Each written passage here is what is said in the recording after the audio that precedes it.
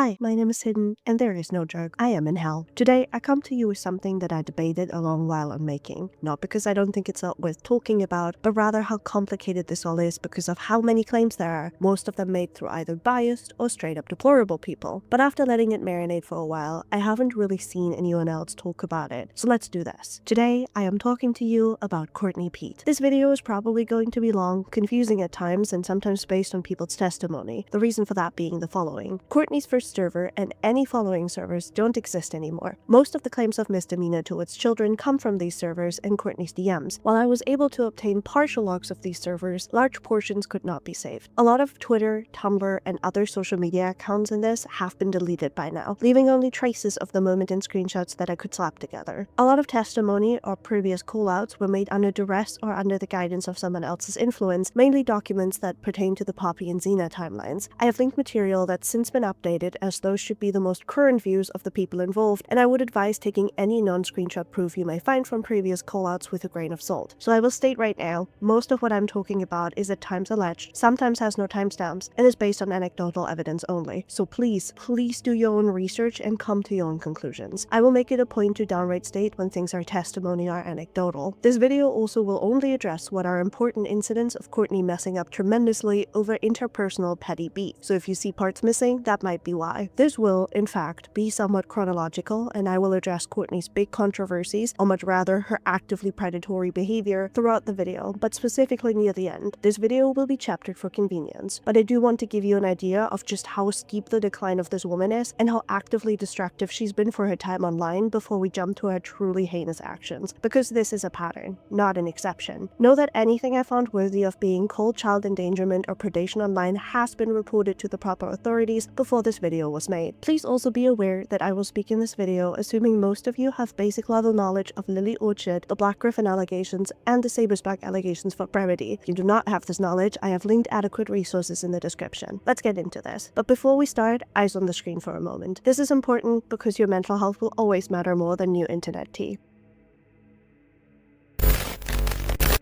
Courtney Peet, or as most people know her, Courtney Orchard, is a 31-year-old person from Canada who first came to prominence on the 3rd of August in 2023 in an interview with Poppy and Zena about her experiences with her sister Lily Orchard, now known as CD Cole. On the 23rd of March of 2024, she reached even more of an audience when she released a video herself called My Name is Courtney Orchard. In this video, Courtney alleges, yes, alleges because there is no hard proof apart from Courtney's recountings, that Lily Orchard has raped her for several years when she was a child, and that most of the depraved stories written by Lily were in some way adaptations or fantasies that Lily described to her when they were kids. According to herself, Courtney is the youngest of the Orchard siblings, and along with Lily, was actively being molested by Cameron, their older brother, and later Lily herself. She describes the abusive and very unsupporting household she was in, along with the active steps her parents took to justify or ignore Lily's worrisome behavior. Her coming out against Lily was met with resounding support in multiple interviews on bigger channels, such as Poppy and Zena, and Courtney has remained a loud and outspoken advocate for herself. Despite originally starting from only coming out about her own story and a brief spat with Essence of Thought, Courtney has since tried to build her own platform on both her Courtney/Casey Peet account as a drama/commentary channel and a second account, under the name of Let's Tie Our Shoes, a makeup channel since abandoned, tied to a social media handle and former Tumblr account Please Tie My Shoes. Courtney did speak about these aspirations to be a content creator herself, being worried she'd never be successful given her lack of virality, directly expressing she never thought she'd go viral until Lily fell into her lap. In recent days, Courtney has come under massive amount of scrutiny, both for her involvement in the I Love Compossible vs Saberspark debacle, but also for her video on BlackGryphon, but most of all, for screenshots resurfacing of alleged misconduct with her underage fanbase, which we'll address throughout the video at various moments in time, along with her response at the end of the video. Although, this story starts much earlier, and that's what I'm here to talk about today. Let's dive into the long, depraved, and genuinely unhinged story of Courtney Peet. Let's start at the very beginning, with how Courtney and her story even hit mainstream. And something I'd like for the audience to keep in mind is that this is Courtney at her best. It goes steep downhill from here. Before I say anything about this at all, I want to make one thing clear. This segment is not, look at me now, jingle jingle, a defense of Poppy and Zena. Both of these people are unhinged with a myriad of allegations against them that range from being abusive partners to being abusive parents. So by no means am I here to be like, they're innocent, Courtney did them wrong. I have linked a bunch of research and first-hand accounts of people who Poppy and Zena victimized in the description, so you can look through them at your own time. And frankly, you should. The way Poppy and Zena have hurt many a person has gone overlooked for too long. But sadly, this is not what this segment is about. What this segment is about is Courtney's inconsistencies and her habit to twist, recontextualize, or even lie about a narrative so she remains the victim. However, what I'd like to make clear while we go through this is the following. Courtney genuinely was victimized by these people. She had her trust violated and was turned into a sexual trophy over what should have been people advocating for her story. To an extent, the crash out that are going to be discussed here are valid, or at least understandable with the context we have. However, this does not undo the damage Courtney has done in these situations, nor does it excuse her at times vile reactions and the way she has harmed and hurt people. So let's talk timeline. On the 3rd of August of 2023, Poppy and Zena release an interview with Courtney Peet. In it, the first hour is dedicated to an Essence of Thought video, another rabbit hole for another day, and the second is a direct interview with Courtney where she simply reiterates the claims from her video that will come out a year later and has Poppy and Zena question her. Soon after that, another stream with Courtney follows on the 27th of September in 2023, where they conduct a second interview with Courtney. Eventually, around late September to early October of 2023, there's a massive fallout between Poppy, Zena, and Courtney, which Poppy is still posting about as recently as May of 2025. We have a timeline of the events leading up to this from Poppy and Zena directly, but given the history, take this with a grain of salt. This timeline, or rather, this message, is a massive fire starter for the insanity to follow. Why? Because Courtney claims that in this message, where a clinical timeline is constructed, Poppy violated her consent by simply stating she was sent nudes. This occurred while Courtney was still in a relationship, by the way. This message, by the way, was sent to everyone in the VC side chat section of trusted friends and fans of the server, which, what the fuck? This was not something your parasocially attached fans needed to know, but moving on. Courtney proceeds to spread that narrative towards other people in Poppy's circle. The important part here is how she contextualizes this. She says it was shared with mod staff and that it could be used to destroy her relationship, a relationship she was in at the time of flirting with Poppy and Zena by her choice and sending them nudes by her choice. Now, for transparency, Courtney was reliant on that relationship to sustain herself and remain homed, so the fear to an extent was valid, but that just makes her choices even more bizarre. Though nowhere in this timeline was it shared that that was Poppy's or Zena's intent, and much rather it seems, again, like a clinical message of transparency. This is blatantly manipulative to infer intent that Courtney hasn't even proven. Personally, what I read this all as is Courtney freaking out that it was outed to a group of people that she was actively cheating on her partner by her choice, which makes zero sense, by the way. Courtney was on a public stream talking about how she was flirting with Poppy. If anyone was destroying her relationship, that was Courtney, by cheating on their partner. Later, Courtney does reveal that it was shared with more people than necessary, actively roping people into a situation they had no business being in. I do agree that it was unnecessary to include this into the timeline to begin with, no less one that was shared with this many people, but conflating it with actually sharing images of the nudes is a little wild. Now, in the screenshot I just showed you, Courtney mentioned something specific. She was accused of threatening to dox Poppy. Now let's get into where that claim comes from. This is the message she sent to Poppy. This is a screenshot during a conversation where Courtney gets confronted on saying this isn't a doxing threat. Not only does Courtney threaten to come after Poppy, which can be understood in a million different ways, from physical assault to coming after her online in the form of a harassment campaign, or, you guessed it, doxing, but her mention of specifically doxing makes it all the more likely to be understood that way. Of course, Courtney immediately denies this. I specifically take issue with Courtney inferring intent here again, where she simply moves to say Poppy would use this as revenge porn. Now, have I since learned that Poppy and Zena keep nudes and won't delete them? Yes, but at the time, all we have is Courtney showing one bullet point in a list and assuming she would have her nudes leaked with malicious intent and spreading that narrative to involved parties. And she keeps repeatedly denying that what she did was a threat of doxing wherever she can, and attempts to recontextualize it as the threat of violence as if that made it any better. Now, I can see why people would be afraid of her doing this because she did dox someone before, Lily and her parents. Now, while I don't inherently have a problem with that, given who Lily is, I do have an issue with Courtney directly contradicting herself, saying she'd never dox anyone. And even until today, spoiler, Courtney is still completely fine with the idea of knowing someone's dox information and alluding to using it. So the whole "I never dox anyone" is either a malicious lie for appearances or her just forgetting her own words. Eventually,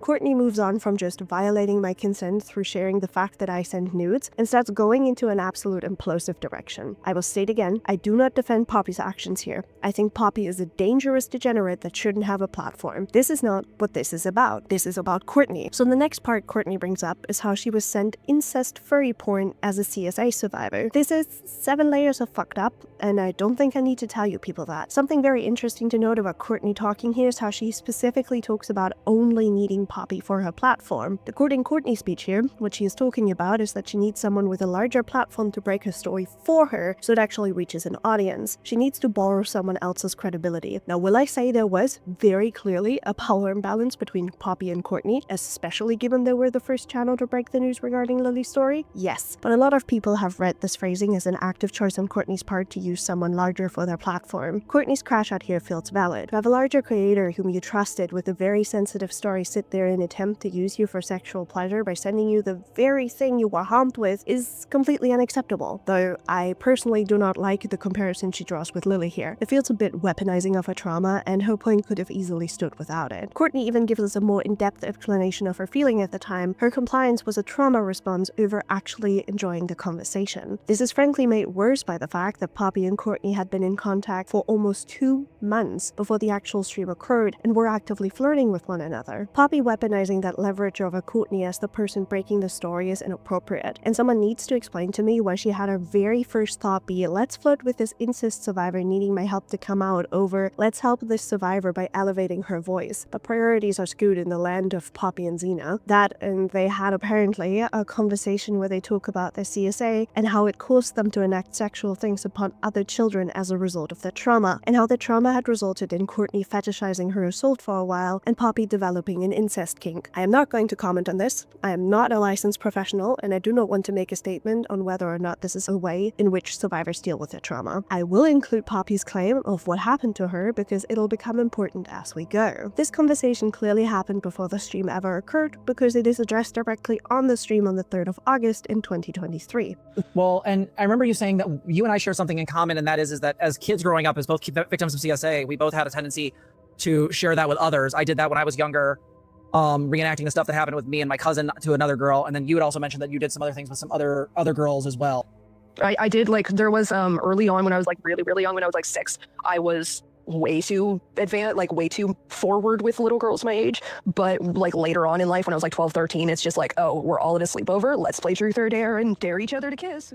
This conversation leads to a myriad of things, ranging from Courtney straight out doubting Poppy CSA ever took place, implying that Poppy was just a pedophile who was into their own family, and trying to tell her, at the time newly grown audience, that Poppy was just trying to hello there, fellow kids, her way into being friends or being relatable to Courtney. This is a little unfair, given that Courtney talks about how she was enacting sexual acts upon children not only in the DMs I've shown you, but also in the stream directly. Regardless of when they occurred, it seems cruel to give yourself the benefit of the doubt that you acting sexually upon other minors was a result of CSA, but not allowing another, albeit older minor, to have the same thing be a result of trauma. If anything, this feels like a very petty, you and I are no longer friends, therefore your assault must be a lie, and you cannot have had consequences from your trauma. And given Courtney advocates herself as a beacon of decision on what is and isn't SA and how to deal with it, this just seems cruel. The whole I was sent incest furry porn comes from a conversation that occurred around the same day after the stream, started out by them talking and justifying flirting with each other. This leads soon into sexual topics started by Courtney, who unprompted divulged into having a rape fetish. This leads to Poppy revealing that they share said fetish and that they have an incest fetish on top of it. This leads, eventually, into Courtney joking about being into incest if her family was hotter, and finally ends in Poppy showing Courtney the dreaded incest furry porn comic. Courtney calling it kinda hot, and this thing concluding into an invite into her not safe for work server. Now there's so much here that I don't really want to touch, and again, sending your incest porn to an incest survivor is 7 hells of fucked up. A lot of people assumed Courtney consented to this based on the sexual nature of this conversation alone, and I disagree, because there's a stark difference between, hey, I'm into XYZ as a reply to someone sharing their kink with you, versus showing someone porn unprompted. Now Courtney, however, will proceed to later frame the entire conversation as her just playing along in order to have access to Poppy's platform. Not only that, she states she was coerced into giving Poppy sexual pleasure. And Courtney is correct. That is exactly what is happening to her. Even before another stream after Courtney divulged extremely personal and traumatizing details to Poppy and Zena that I'm not going to be showing here because of how close to Courtney they are. Poppy and Zena began slowly but steadily chip away at Courtney's resistance to sexual encounters with them by showing them not safe for work guard, actively and repeatedly questioning her sexuality if Courtney was straight, Poppy's a woman, connect the lines here, and also actively ignoring Courtney when she's trying to shut down the conversation with the fact she has a partner. It will eventually end up working, as we discussed earlier, because Courtney ends up flirting back, sending nudes, and even defending her flirting with Poppy on stream through their audience. I don't need nor want to show the entirety of the messages because I feel like examples illuminate my point enough, and I don't think I need to show all of this to the public for Courtney's sake. Courtney proceeds to talk about how she had no choice but to comply. Now, giving Courtney grace here, I can see what she's getting at. She's in her mind worried that if she does not do what Poppy wants or pleases her, Poppy could end up turning on her or withdraw her support by taking down the video. This all comes from Courtney being paranoid about possibly losing the support she had just gained, which is completely fair. But a lot of times Courtney just says something and shows no evidence, therefore having people either dismiss her based on attitude alone or because they were in Poppy and Zena's circle and under their thumb. And another problem for many in the eye of the public is that Courtney makes it a point in the actual stream, a month later, to repeat to the public that if she had a problem with anything that was occurring, she would have voiced such.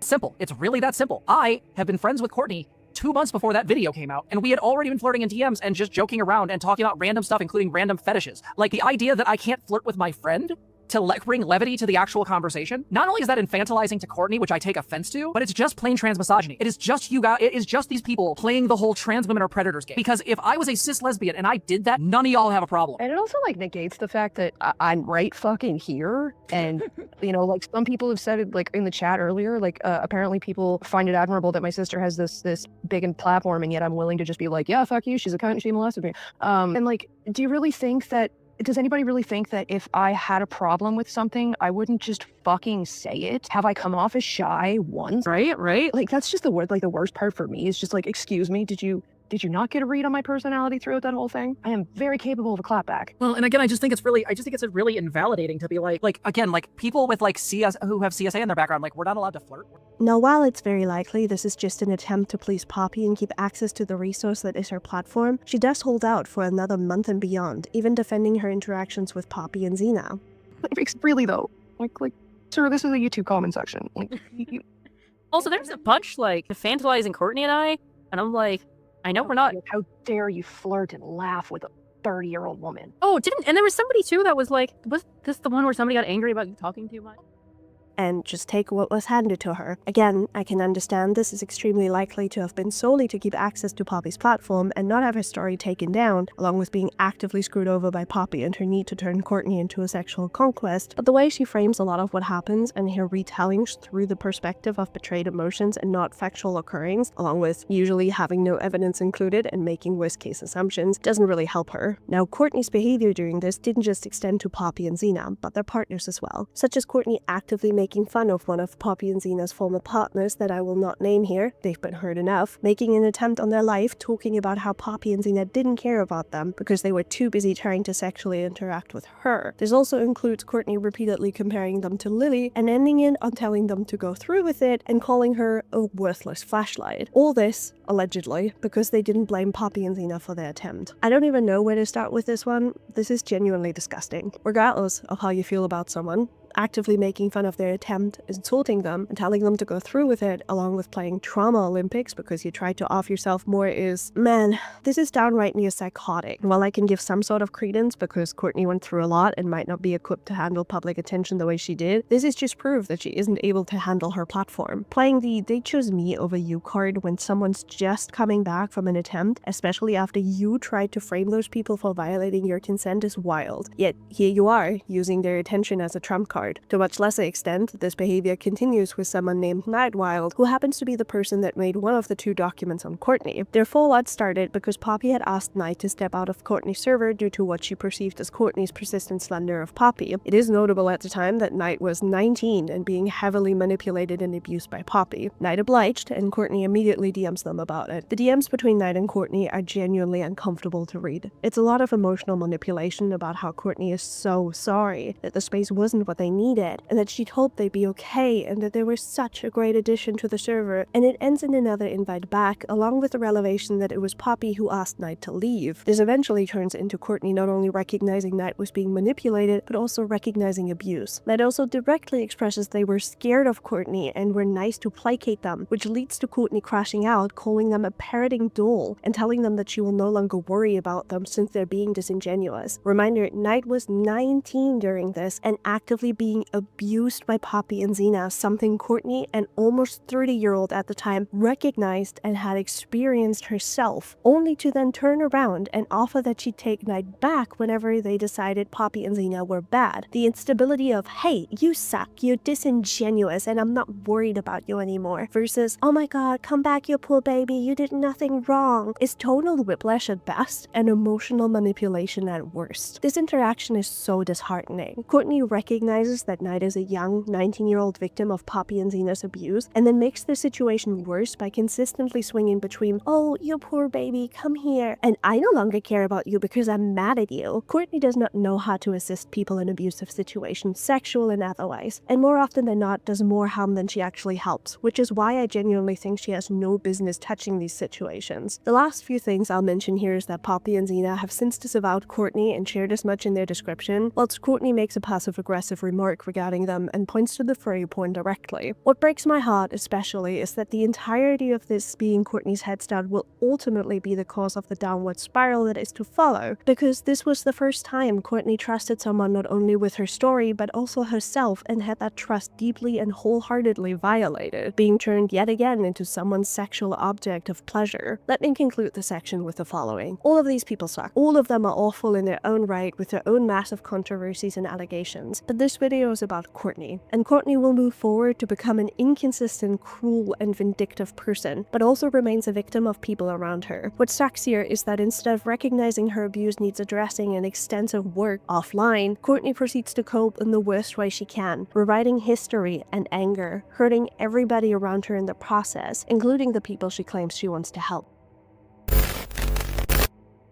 Now's a good time as ever to talk about Courtney's first server, Courtney's Barnyard Butts. This server was conceived in July of 2023. It had a total of 9 minors in it that I could find in the introduction section of the server, the youngest being 13 years of age. Some of the kids coming of age while they were in the server. I'm going to hone in on the most important channels of the space instead of covering every single instance of something happening, so you understand that the server was never at any point a safe space or appropriate for children to be in. This video is long enough, and y'all don't need 769 screenshots to understand the point. Let's start with some things that I need you all to keep in mind moving forward. 1. The Stoner Clubhouse channel is 18+ and not meant to encourage children to start smoking. 2. Courtney claims they do not speak of sex and porn in there. And 3. Courtney does not want discussions of sexual themes and the assault survivors in her space to mix. Now you're probably not surprised, but all of these are lies. For one, this part of a server was not age-gated for months on end. Multiple people came together to give testimony of the fact that the channel only had a warning to not engage if you're a minor. I found out by talking to people from Courtney's first server that the age-gating only happened around March of 2024. We will touch upon this more when we address Courtney's allegations. But also, one of the first people interacting with the channel for the first time was a minor. I've censored most of the names in these screenshots, given these are for 1, minors, and for 2, people who were led into the space under the assumption that Courtney would keep them safe, only for the opposite to be true. I do not wish to direct Courtney or others to harass these users. And now, adding on to the second half of this, Courtney talks about not wanting to get minors into smoking weed, but also had absolutely no issue displaying her love of weed and giving advice on how to specifically hit the bong. In a space she never bothered to properly age-gate to actually make sure there are no children seeing these conversations. She was aware of at least 1 minor being in the channel because she interacted with them as shown prior. Something I want to highlight specifically is the conversation she has about being perma-fried, which means she's no longer possessing the ability to get high, and talking about how she's now addicted to weed in her system to a point she cannot eat, sleep, or stay in a good mood without it. And instead of displaying this in a way she should, as a negative, she laughs it off, actively talks about how it positively affected her, and talks about how all you need are tolerance breaks, and doesn't actively discourage people from talking about reaching reaching that level of consistent high, discouraged only by their income. Reminder, she said she didn't want to encourage children smoking, yet says things like this in a channel children already had access to. And frankly, this channel had young adults such as 18-year-olds and up, and encouraging those to reach a level of damage Courtney had isn't kosher just because they're technically no longer minors. Courtney also had a habit of displaying her very positive relationship with harder drugs, such as cocaine, and actively talking about them in a positive manner around young adults and possibly children who gained access despite the warning. And something I find horrifying is that she discusses shrooms with an at the time minor, going directly against her own word of not wanting to encourage children to smoke or engage with drugs. And lastly, Courtney had absolutely no problem with planning hangouts where all of them would get high together in the very public bases of a server, again, fully going against her own word of not wanting to encourage or actively expose children to smoking weed. Now let's get on to the second claim Courtney made. We don't talk about sex or porn in the Stoneneck Clubhouse. For one of the very first uses of the server is a server member expressing how horny they were, and Courtney acknowledging younger people, whether or not she means minors here we don't know, could see this and things should therefore stay safe for work. But we also have Courtney starting sexual discussions by talking about how she would like to be the first person to be fucking aliens if they were to land here. And this pattern continues because Courtney uses the space, reminder that she says she does not talk about sexual themes in, to post an image of herself with her ass out. According to testimony, this was an image of Courtney in lingerie with her butt out and money on it. This is actively deplorable because she acknowledges that minors can have access to their space, tells them to leave, and then posts the image anyway.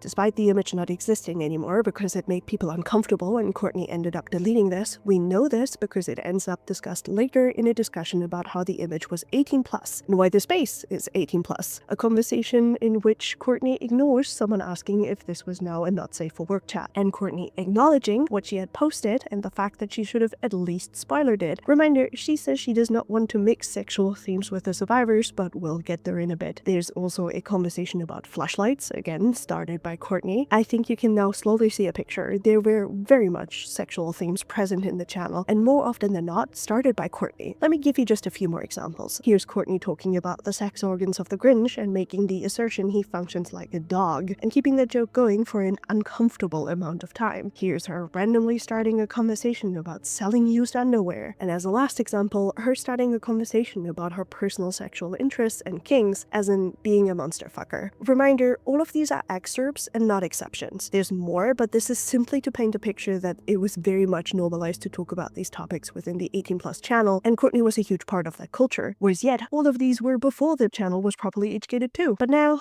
for her last claim. Courtney does not want sexual themes to mix with the assault survivors in her spaces. Let's rip the band-aid off with the worst example I have of her completely ignoring that. After she posted that suggestive image of herself on the server, she decided to make a thread for spicy selfies, i.e. lingerie pics. This thread was, upon creation, not age-gated. Something interesting to note is that the channel was started by Courtney opening the floodgates with her original image that caused other people to post their images too and led Courtney to make the thread. Eventually, Courtney grows uncomfortable with the notion of people under 20 having access to images of herself that were suggestive, and ultimately the thread ends up age-gated, long before the actual 18 plus channel ever was age-gated. I suppose Courtney's comfort mattered more than protecting the minors in the server did. But also, Courtney talks about making a not safe for work art thread for people, and I can hear it already. Hidden, Courtney said that she doesn't want sexual themes around kids after this, which sure, but she also spoke about sexual things after stating that, so her word is useless.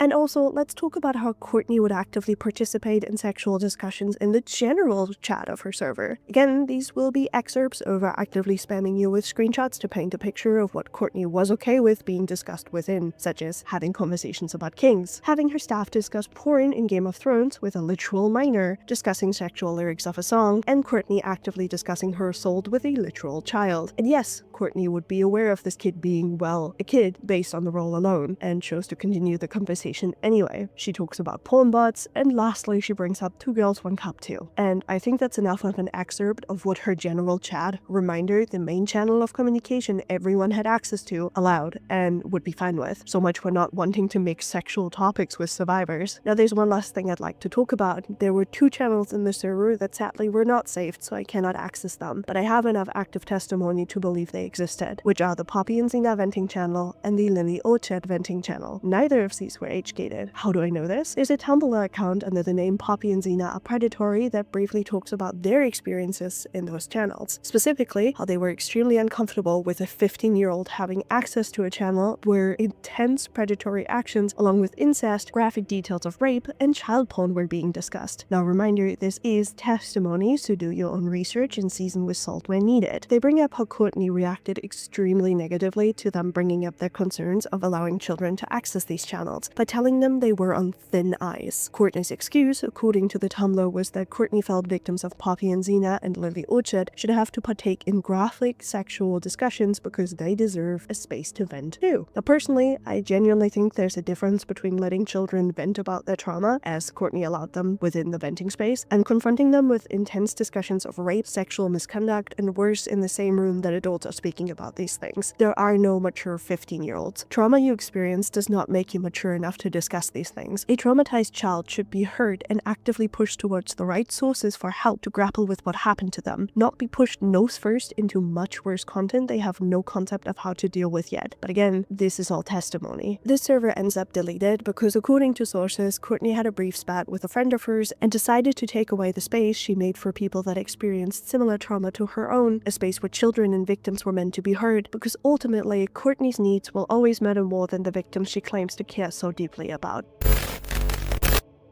Let's talk about Courtney's second server, Courtney's home for imaginary friends, a server that's apparently so important to Courtney that she's going to a minor who was actively venting about what seems to be sexual assault, ignoring that, and then moving to invite them to her new shiny server with the world's most pathetic apology for taking away their safe space. The priorities here are so skewed at hearts. You've ignored a child venting about being assaulted for 5 days, only getting back to them when you needed to collect them back into your space like a shiny Pokemon. This server was conceived around the end of April of 2024, with the first messages coming in on the 29th of April exactly. We are greeted with a new set of rules immediately. Courtney has learned from her first server. This time, the 18+ donut clubhouse is immediately age-gated. There's a rule against sexually charged content, remember this and keep it close to your chest, and then ban on minors and VCs, along with banning screenshots from the server. Interesting. This rule, by the way, has been around since Courtney's first server apparently. It's hidden under the guise of wanting to keep victims safe, but I think it's much more of a ploy to ensure no one sees the inappropriate shit going on. This time, because the 18+ channels are actually age-gated, we will focus on the other channels and important instances instead. Not much of the server is actually preserved because Courtney again deleted it in the middle of archiving. Let's start with the usual. This server has a total of 5 minors in it, the youngest being the same 13-year-old from the first server and the oldest being 17. One thing I'll give Courtney, this one doesn't have as much sexual content in the general chat. In fact, the only instance I could find was Courtney talking about her assault while trying to comfort Barnyard, an at the time minor, and we'll get to them. Just you wait. I need you all to please keep in mind that Barnyard has heavy trauma associated with suicide attempts. This will become important in a moment, just please remember this. The only other mention being talking about a kid's grooming experience on Maine, prompted by, and I can't believe she weaseled her way in here, KP. But while there's much less sexually explicit conversations, there is no shortage of absolutely inappropriate ones. For example, here's Courtney talking about how she would kill pets she could no longer take care of rather than rehome them, take them to a shelter, or even offer them to a rescue. Fun fact, under Nova Scotia law, euthanasia is only to be provided to pets by veterinarians or a peace officer in situations of critical distress, which starving would constitute as. So shout out to Courtney for breaking the law and killing animals because any other option would have been too much effort. But also, notice how she talks about taking in and being entitled to someone's child in the message. Girl, you can barely take care of rats. How the fuck would you take care of a child? Does that one go into the nunchuck sock too and it's too expensive to keep alive? And something I find baffling, by the way, is that Courtney acknowledges the environment around her and her at the time husband being extremely harmful because he was extremely mentally unstable, yet still demanded the chat loose with them anyway, for what I can only assume is her own ego. This conversation, by the way, happened with a 14-year-old child at the time. This is the same child that Courtney later goes on to talk about keeping babies conceived by rape and how no one would do that in rather graphic detail. On a side note, I will include this testimony because I have at this point no reason to doubt this could have occurred given her previous comments. One of Courtney's former server members talks about Batman, Courtney's cat, and how Courtney had apparently no issues kicking him and and how Batman was missing a leg from a jump out of a window. I'll just leave this here. Now, aside from that, it seems the server's already on a much better path than the first, even if the bar is in hell. So why are we even here? Well, because one of the most egregious things Courtney has done started in the server and is happening up until today: her engagement with Bonnabelle. Bonnabelle is by now an adult and has been around Courtney since he's been 16 by Courtney's own admission. This will come back when we address Courtney responding to her allegations, but given we're here, I might as well talk about it in detail. Bonnabelle has an extremely close relationship with Courtney, frequently referring to her as mom on many occasions in both Courtney's server but also KP's server. It's very clear that Bonnabelle looks up to Courtney as a figure of authority and a step-in for his actual mother, down to actively stating he views his biological mother only as his birth giver now, and we'll delve into that a little more in just a bit. Bonnabelle is also medicated for plenty of mental issues, putting him at a more vulnerable position. I'm not going to entirely expose his medical history, but I am going to include a mentioning that he's medicated during his spiral for prosperity and transparency. Courtney would be aware of that, given she's supported Bonnabelle through plenty of spiral, oftentimes acting as a therapist or someone with psychological knowledge, basically armchair diagnosing a young and spiraling Bon, which also leads into very uncomfortable moments of Courtney actively putting down Bonnabelle's mother by implying she was being neglectful for not medicating Bon properly. Now, if this was anybody else, I would nod along and agree, but given this is Courtney, we have to acknowledge that she has a habit of putting down the biological parenting figures of children around her, and we'll talk about this more in the section regarding her addressing her allegations as well, but I find it noteworthy to mention here too, especially given it seems to work, since Bon ends up stating his biological mom is merely his birth giver, as we've just covered. What doesn't help is that I've since found many uncomfortable interactions between Courtney and Bon that just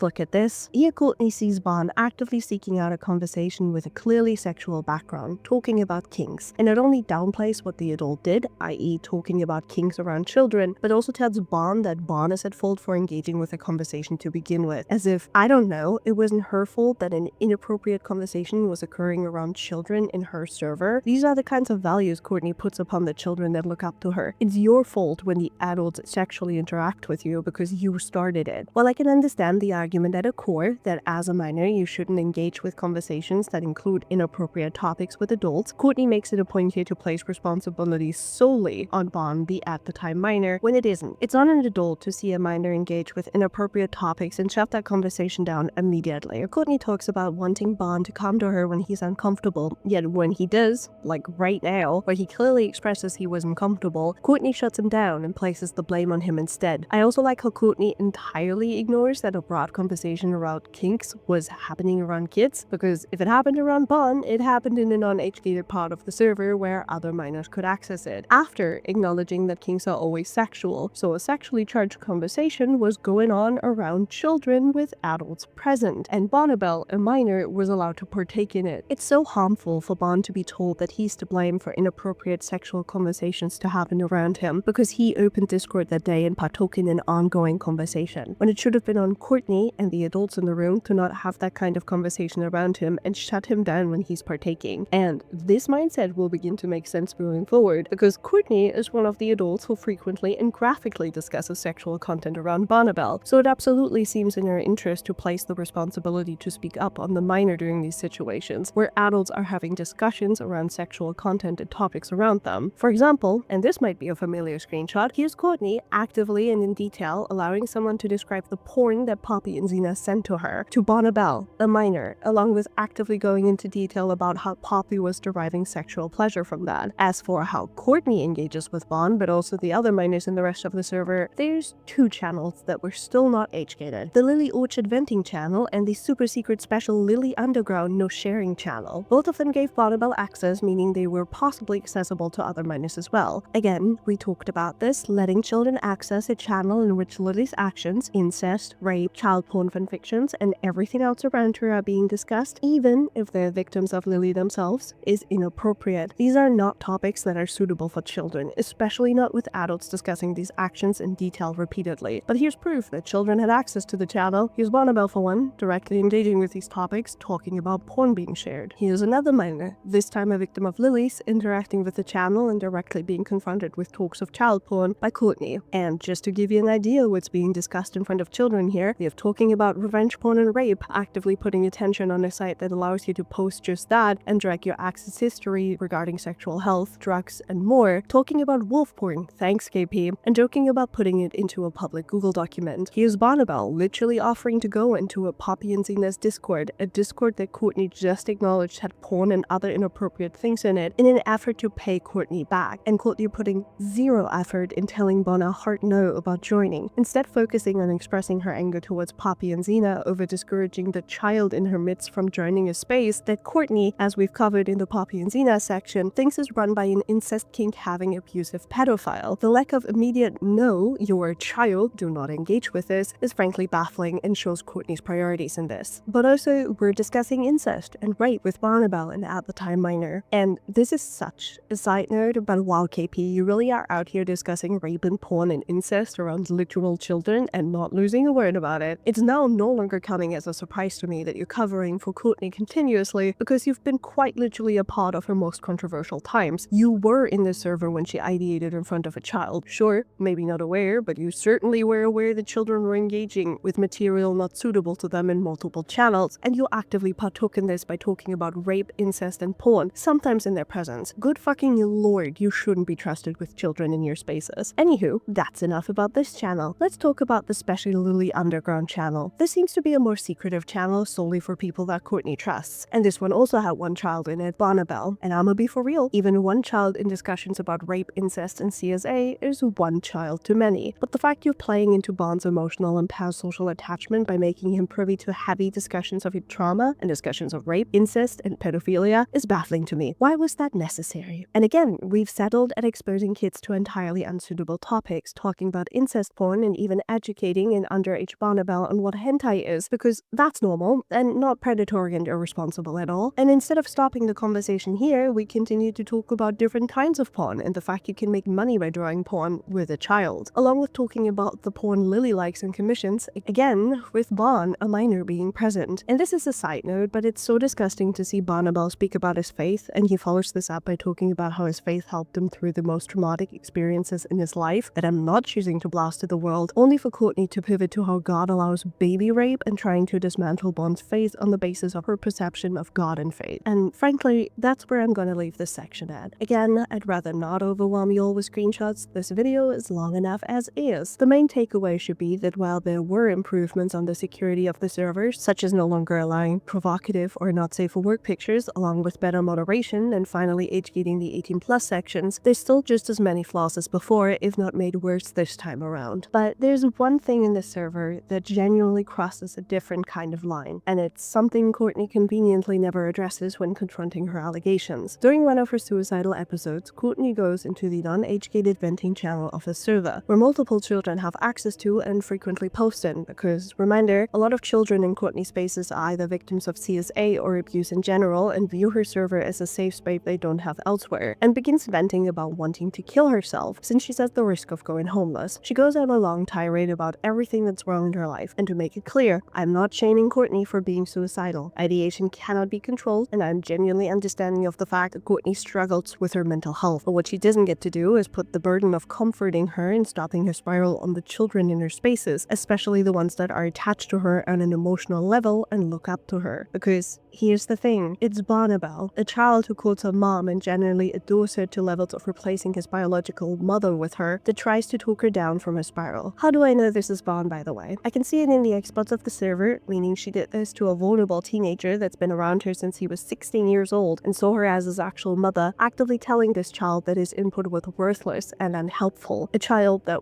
as we touched upon earlier, has heavy trauma associated with adults in his life being suicidal and making attempts on their life. And I know the conversation I'm using came after the suicidal ideation, but Courtney and Bon frequently talked, and Courtney seems very aware of Bond's issues, so it wouldn't surprise me if she was aware of this even before the conversation happened. And sure, Courtney apologizes by justifying her behavior. I need to say things so I don't do them, downright saying, I needed to terrify you with the prospect of losing me, someone you see as a parental figure, for my mental health, making the apology useless. I think Courtney's genuine lack of understanding what she had just done to this child is surprising. And while I absolutely understand people have different ways of coping with their ideation, Courtney was in a server full of young children and adults that all have pre-existing trauma and looked up to her in one way or another, expecting the server to be a safe space, which it was advertised for, only to see the person in charge of the server use it as venting grounds for things they feel they have to assist with, but can't because they're children. This is what I mean when I say Courtney's trauma needs extensive work offline, because she's actively harming people around her by treating her server and spaces as her personal venting grounds, with no regard for who she might be negatively affecting in the long run. As a side note, this entire thing only stopped because other members had to go and bring her in because Courtney wouldn't do it herself. And despite everything,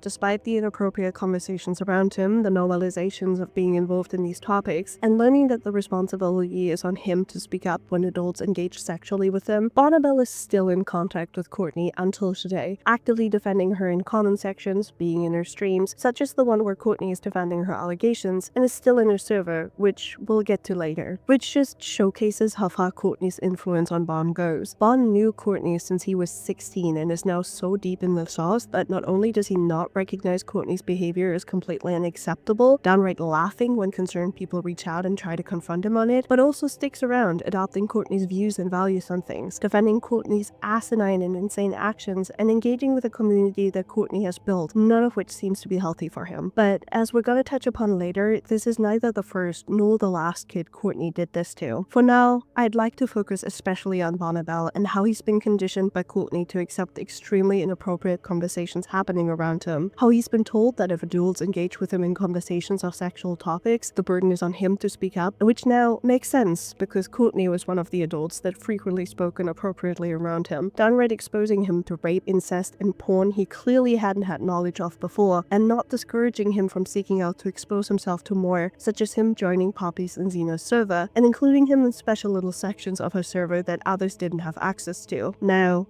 I don't use the word grooming lightly. I don't, and I shouldn't. But this time, I have to use it. Courtney groomed Barnabelle. Courtney conditioned Barnabelle into accepting sexual topics around him, actively pushing him nose first into it at times, along with educating him on sexual content and discussing it around him. Courtney conditioned Barnabelle from loving and making excuses for his mother into seeing her as merely his birth giver and replacing her with Courtney. Courtney conditioned Barnabelle into thinking all her behaviors around him were completely acceptable, causing him to downright laugh off concerns when they are blown his way. Sure, Courtney didn't groom Barnabelle with sexual intent towards him, at least not provingly in any place I can see, but Courtney did condition Barnabelle into an emotional reliability, an attachment, and on full purpose too, to gain a supporter that would stand behind her no matter what she does, and a child, now adult, that she can use as her personal emotional support whenever she needs one. And before you come for me because this isn't based on sexual interest, which I know is the more widespread accepted definition of grooming on the internet, here's a definition of how Courtney sees grooming herself. Normalizing otherwise abnormal behavior between people, like discussing and educating a child on porn, rape, incest, and zoophilia, and pedophilia, or normalizing destroying the relationship a child has with their biological parent for no apparent reason other than to replace them with you, or teaching a child that it's their responsibility to speak up when an adult is inappropriate around them, and that they are to blame if sexual things happen around them if they engage first. By Courtney's own admission, Courtney groomed Barnabelle. But why would we trust Courtney? Here's a few other sources like the Children's Advocacy Project. Pay attention to where it says so they can abuse, manipulate, and exploit them, like defending you,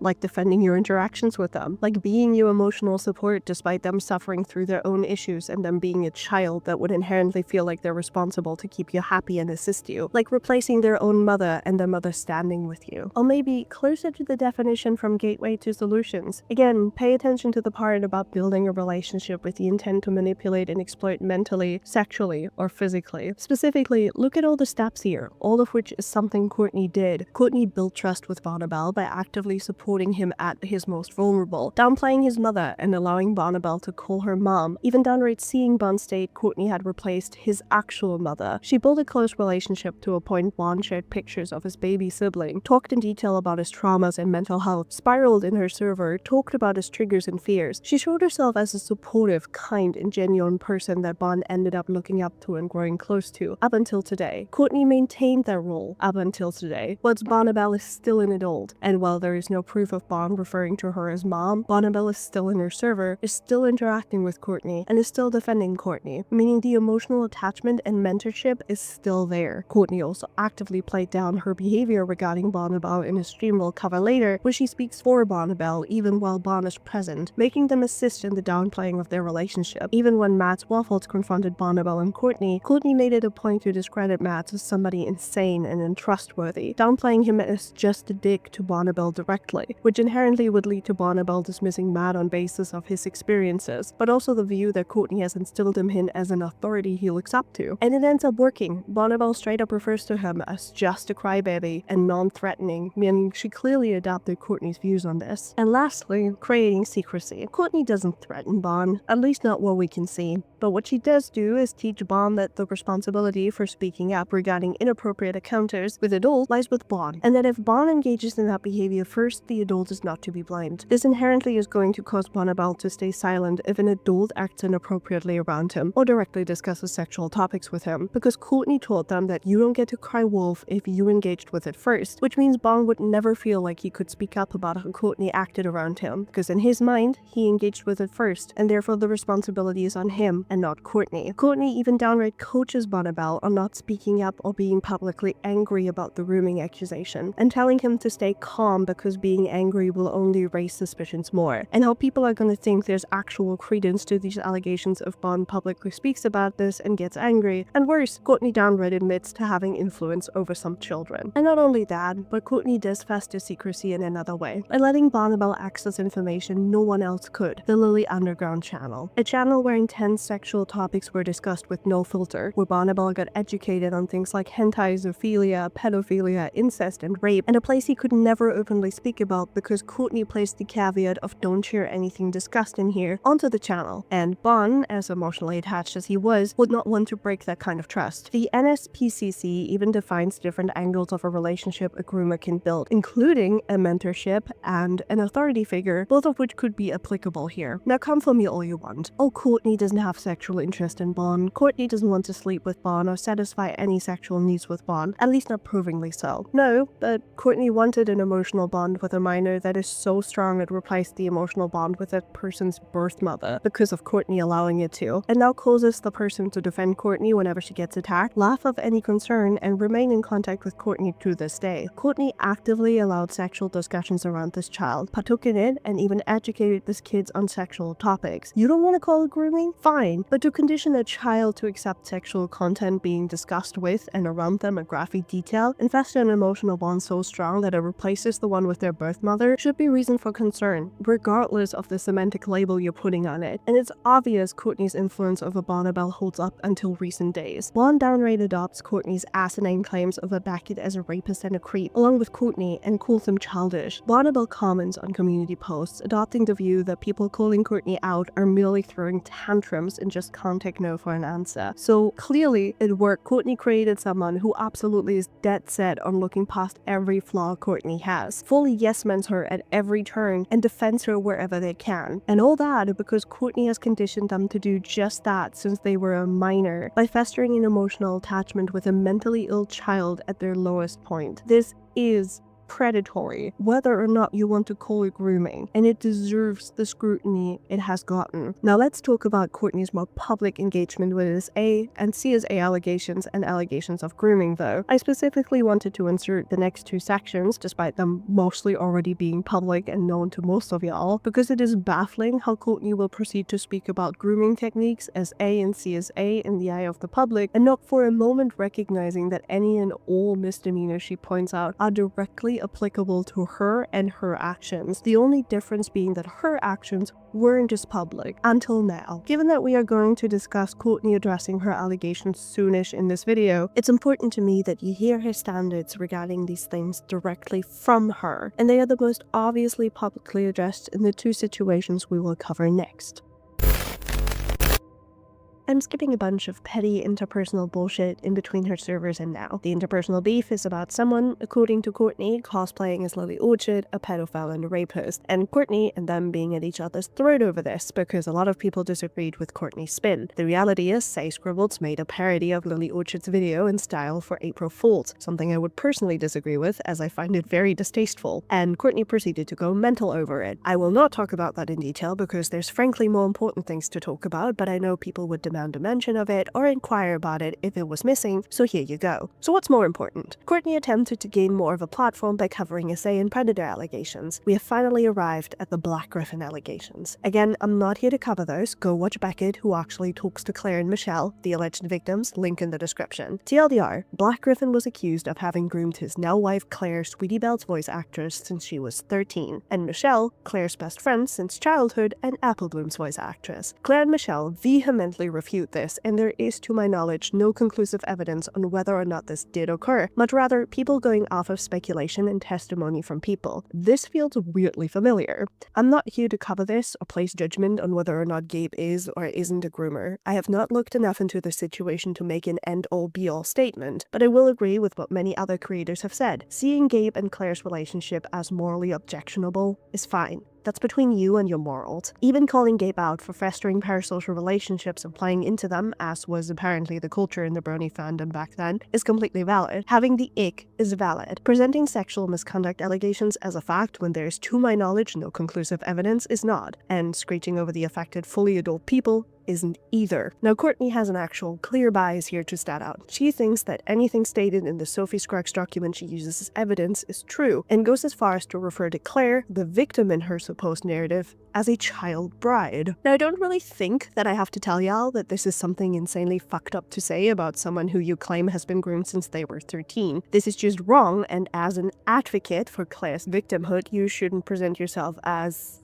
this. Now, Courtney has made it a point to completely ignore Claire's repeated statements on this, unless they fit her narrative, and actively also made the choice to speak over her, in order to present her to the world as a poor victim that is just unaware of her victim status. I should not have to explain why screeching over a victim's voice because of your perception of a situation is bad. If you want to listen to Claire, go watch The Shaming of Saberspark by Cope and Seath, because Beckett actually gave a shit and reached out to the affected parties to elevate their voices, rather than shout them down in favor of his views. Courtney could learn a thing or two from that. Going back to Courtney's BlackGryphon video, this is a knockoff AliExpress version of what creators like Toastify and Turkey Tom do, released on the 30th of March in 2025. We've got dark, scary music along with deeply concerned sprites, which inherently, having that inspiration is not a problem, but these creators do research. Courtney, on the other hand, cites one specific document made by someone with a parasocial attachment to Claire that has been disavowed and downvoted by everyone who's ever seen it, and another person who is okay with being in contact with and actively defending a person that wants to fuck the minor character that Claire was voice acting for. We're talking about Sophie Scruggs and Bernie Fandom. And instead of doing her due diligence, reaching out to people, or finding other resources, Courtney presents this as facts to her audience. In fact, she goes as far as to actively rope in people that are already biased in her favor, such as Sophie Scruggs, mentioned earlier, and then she's everywhere. Give it up for everyone's favorite copyright striker,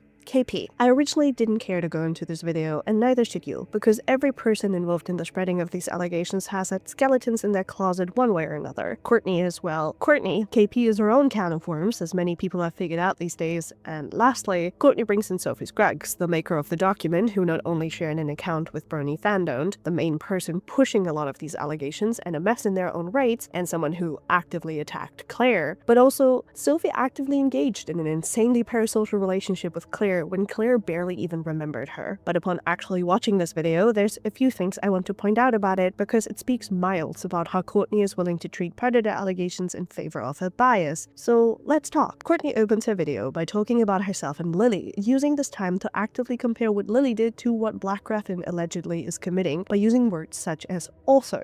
Unfortunately, if you're going to know who I am, it's likely because my sister is none other than Lily CD Call Orchard. For those who don't know, Lily was also a brony YouTuber who wrote multiple pedophilic incest fics, also groomed children from her fan base to later date them, and sexually abused me for 7 years in her childhood.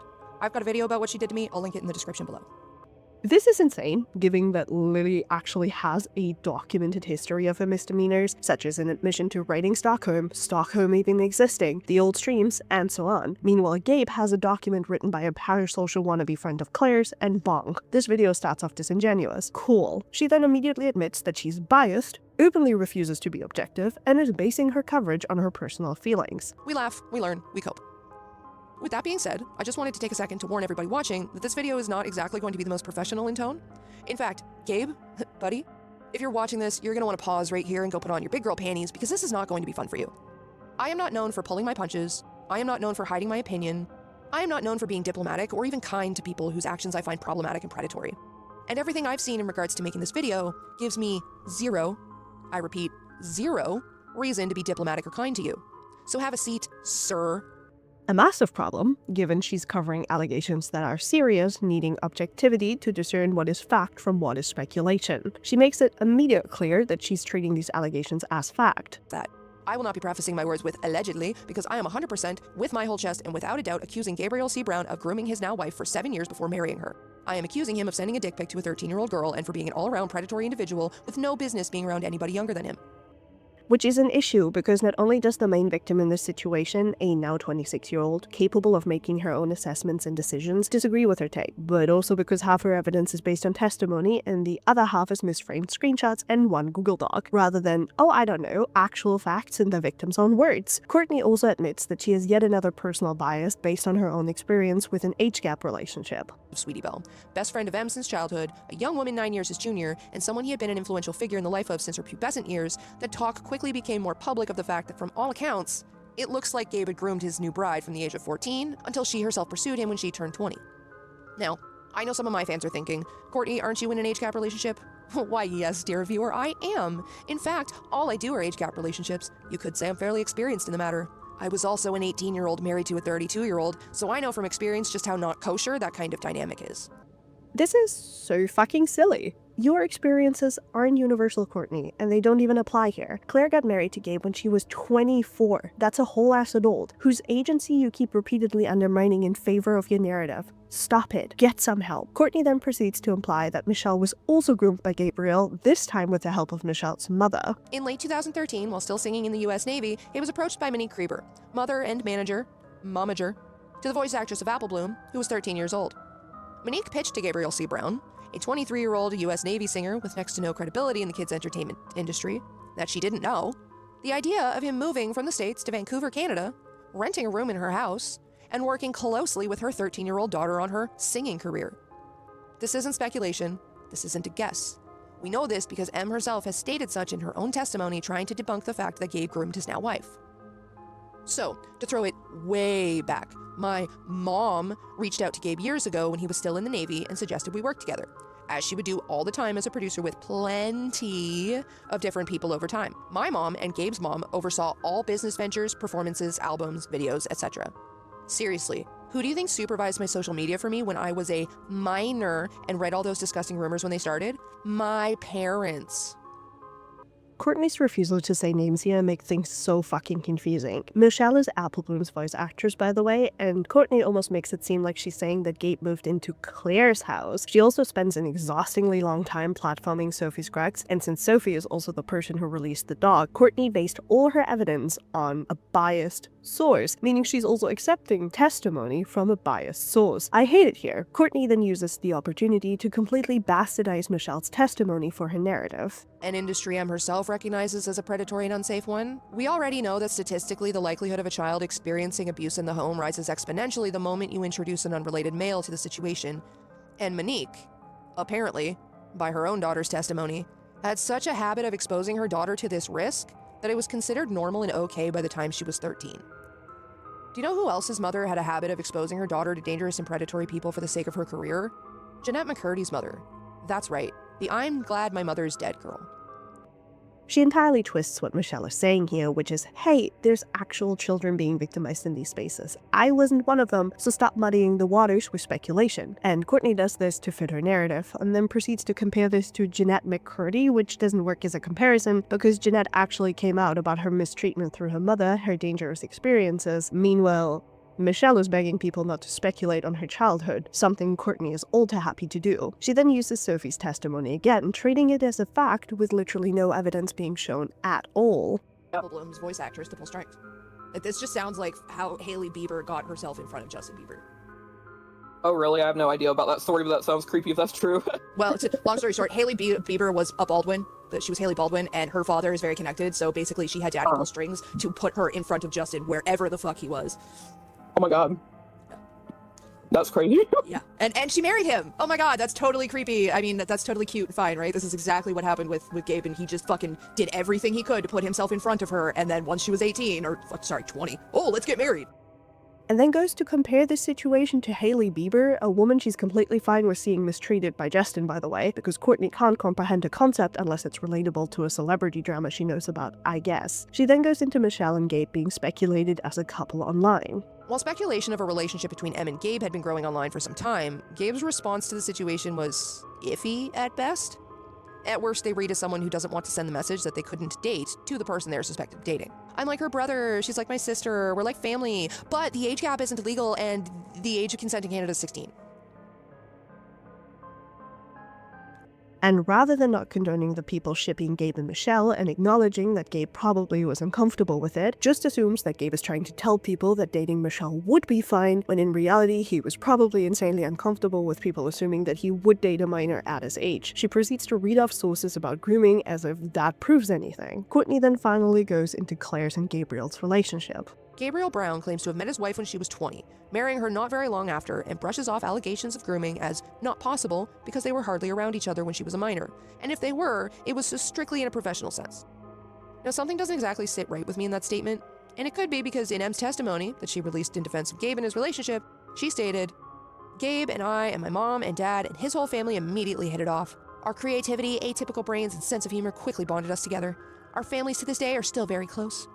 When people said it was weird back then, it was just them either being creepy or jealous of a completely platonic, but super fun siblinghood resemblant friendship and family dynamic between all of us, entirely irrelevant from any show or work projects. Those honestly just happen to be something we basically did for fun on the side." C has never in any way been duped into a loving relationship. She fully kickstarted it herself, at a legal age. She texted him when he was back in Vancouver for a work gig and she was an adult. How do I know this with utmost certainty? We have been best friends since we were 7 years old. We talk almost every day.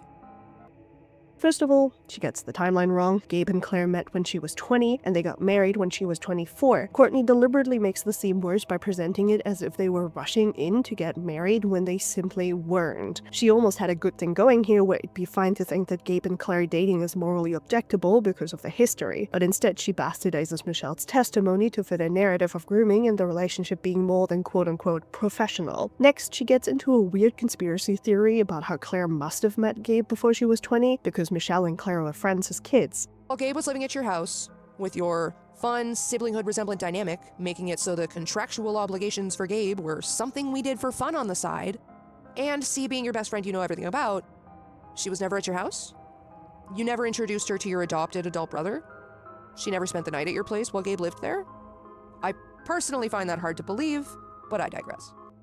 This is just really uncomfortable, mostly because Courtney never reached out to Michelle or Claire and just presents her assumption of what must have happened as clear facts, actively bastardizing the testimony of the person she perceives as a victim. Courtney then tries to disprove Gabe's claim with a series of tweets and photos. Believe, but I digress.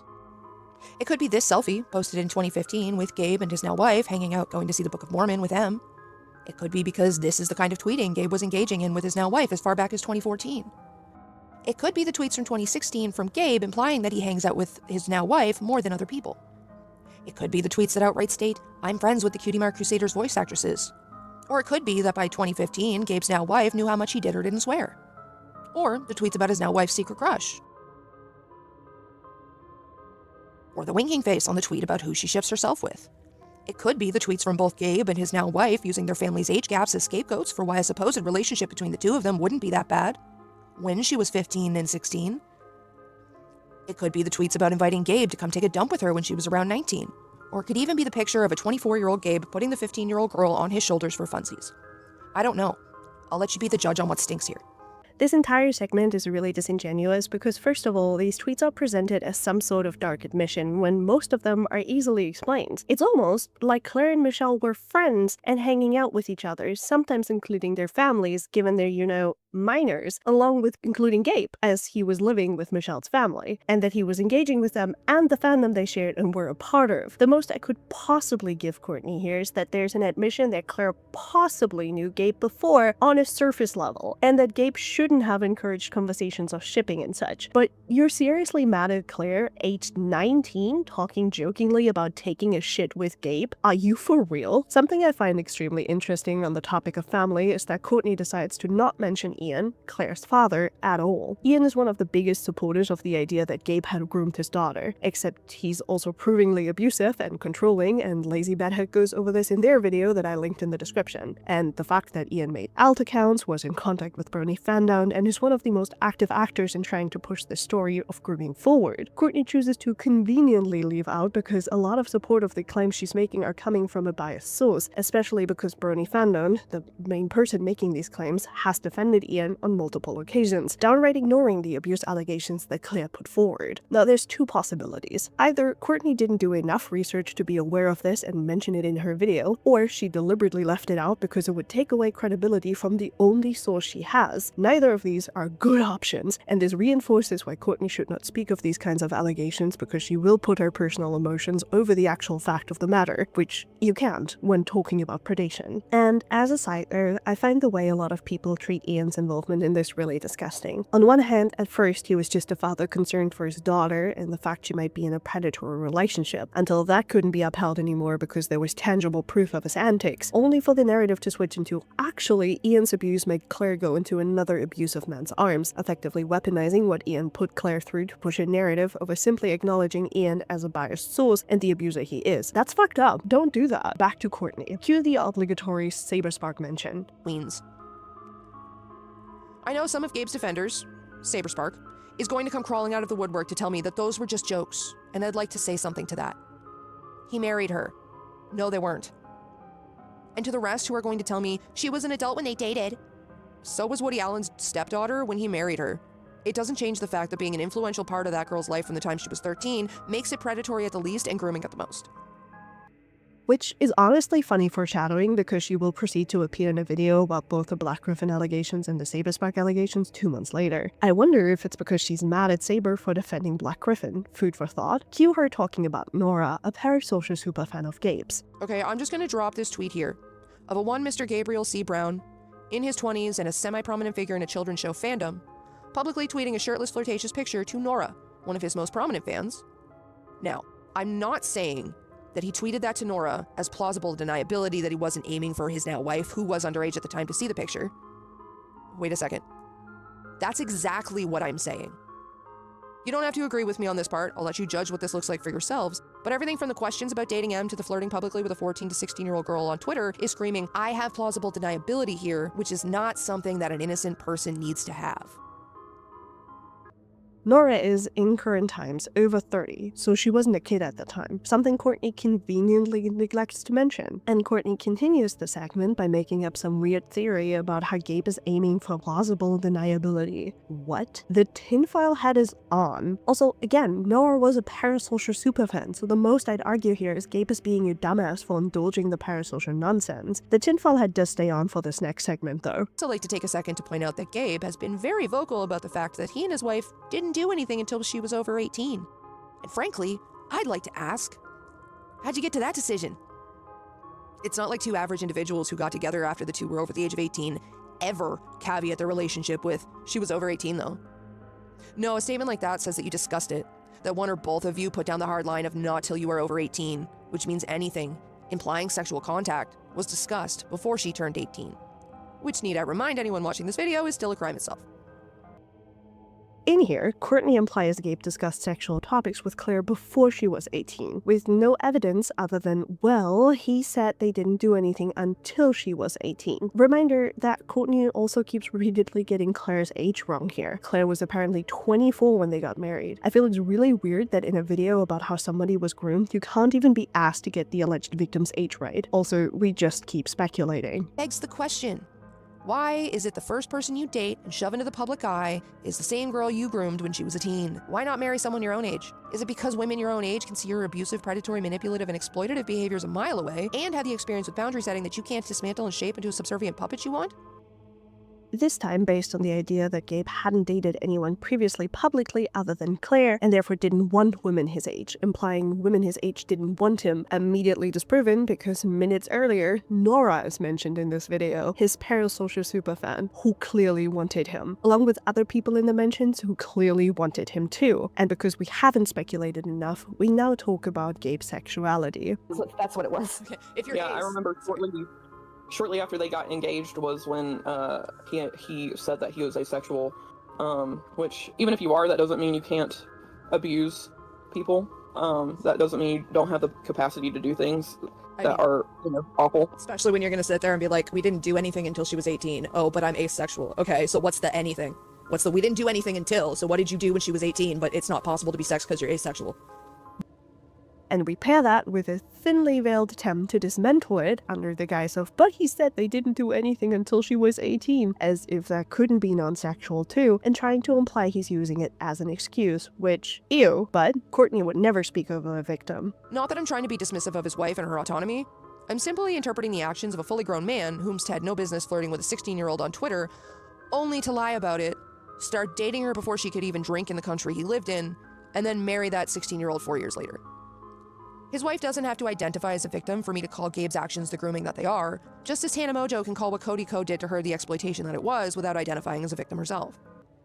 Except she does, throughout this entire video, and never even once attempting to reach out to Claire or Michelle to get their side, much rather using the parasocial testimony from Sophie and the unnecessary input from KP. Insane how she implies that a 24-year-old cannot make the decision she wants to date her partner, even if she's known him since she was younger, and implying that Claire not identifying as a victim isn't valid because Courtney has determined that Gabe's a groomer. She then proceeds to present the story about Gabe allegedly sending a 13-year-old fan on Twitter a dick pic. Publicly on Twitter with her story. According to her, and frankly, I've got no reason to disbelieve her, Gabriel started tweeting back and forth with her when she was 13.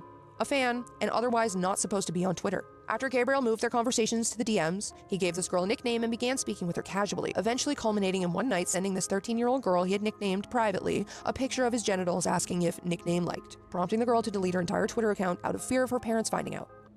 She presents this as absolute fact, despite it being entirely based on testimony, and says she believes it, based on checks notes, personal testimony, and her own bias. I'm not saying we cannot believe a victim coming out, but until there's hard facts, you cannot present a story as facts. I'm skipping a lot of the testimony she includes, by the way, because if you put Sophie, Courtney, and KP in a room, the collective IQ wouldn't even reach room temperature, so whatever. The one segment here is actually interesting. The time victims speak out about this shit, it's never the first victim. It is never the first victim. So talking about how when she was 13, she got sent a fucking dick pic, that is not the first dick pic he sent to a 13-year-old. That is not the first sexually charged DM he has sent to a 13-year-old. That's probably the 20th.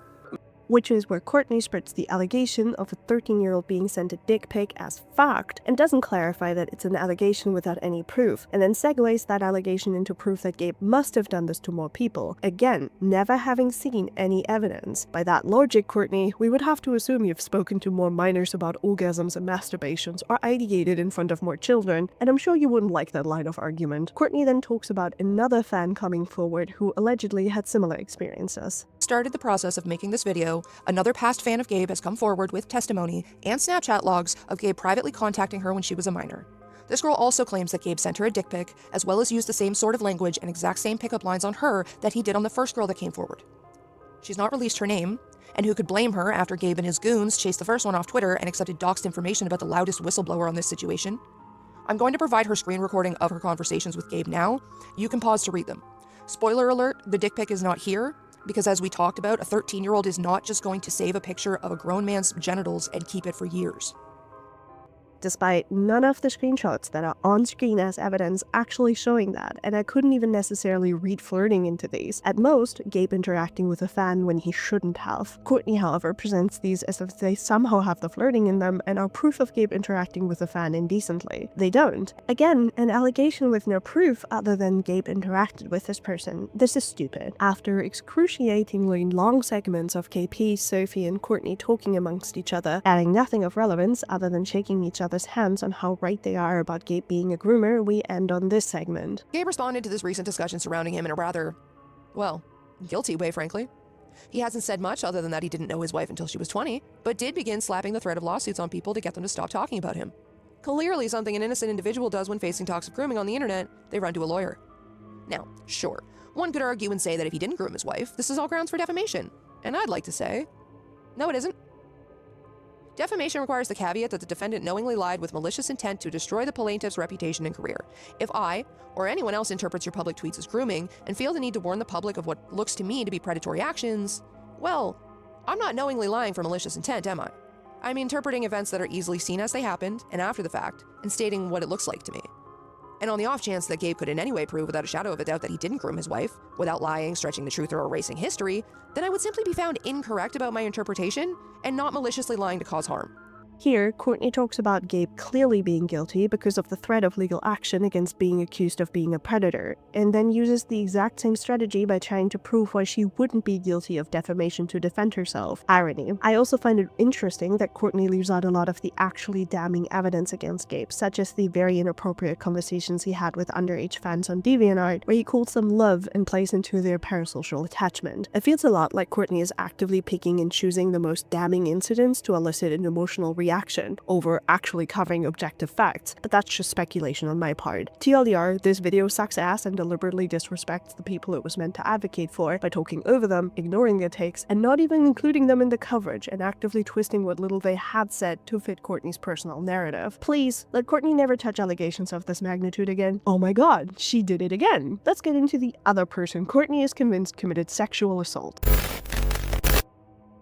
In the similar vein of using someone else's platform for your own bias, and as slightly teased earlier in the segment we had before this, we have something that everybody knows about. Not because of Courtney though. On May 1st of 2025, YouTuber I Love Compossible a Lot released a video called What Ruined Saberspark and DA Games. This video was a hot mess and is still an ongoing topic, but that's not what this is about. In short, this video goes over multiple content creators being accused of multiple things and a personal experience KP had with someone named Chris. Problem here being that most of the covered allegations were based on one psychotic rando and EmuEmi's testimony. And honestly, if you want to hear more about this, I need you to go watch Compendium's, Lazy Bedhead, and Mr. Enter's coverage of this, which I linked in the description, because we'd be here all day if I went through this. In short, when it comes to Saberspark, an anonymous victim, later revealed to be Emily, who has had their own big platform for a while, alleged that Saberspark had coerced her into sexual relations with him at multiple conventions.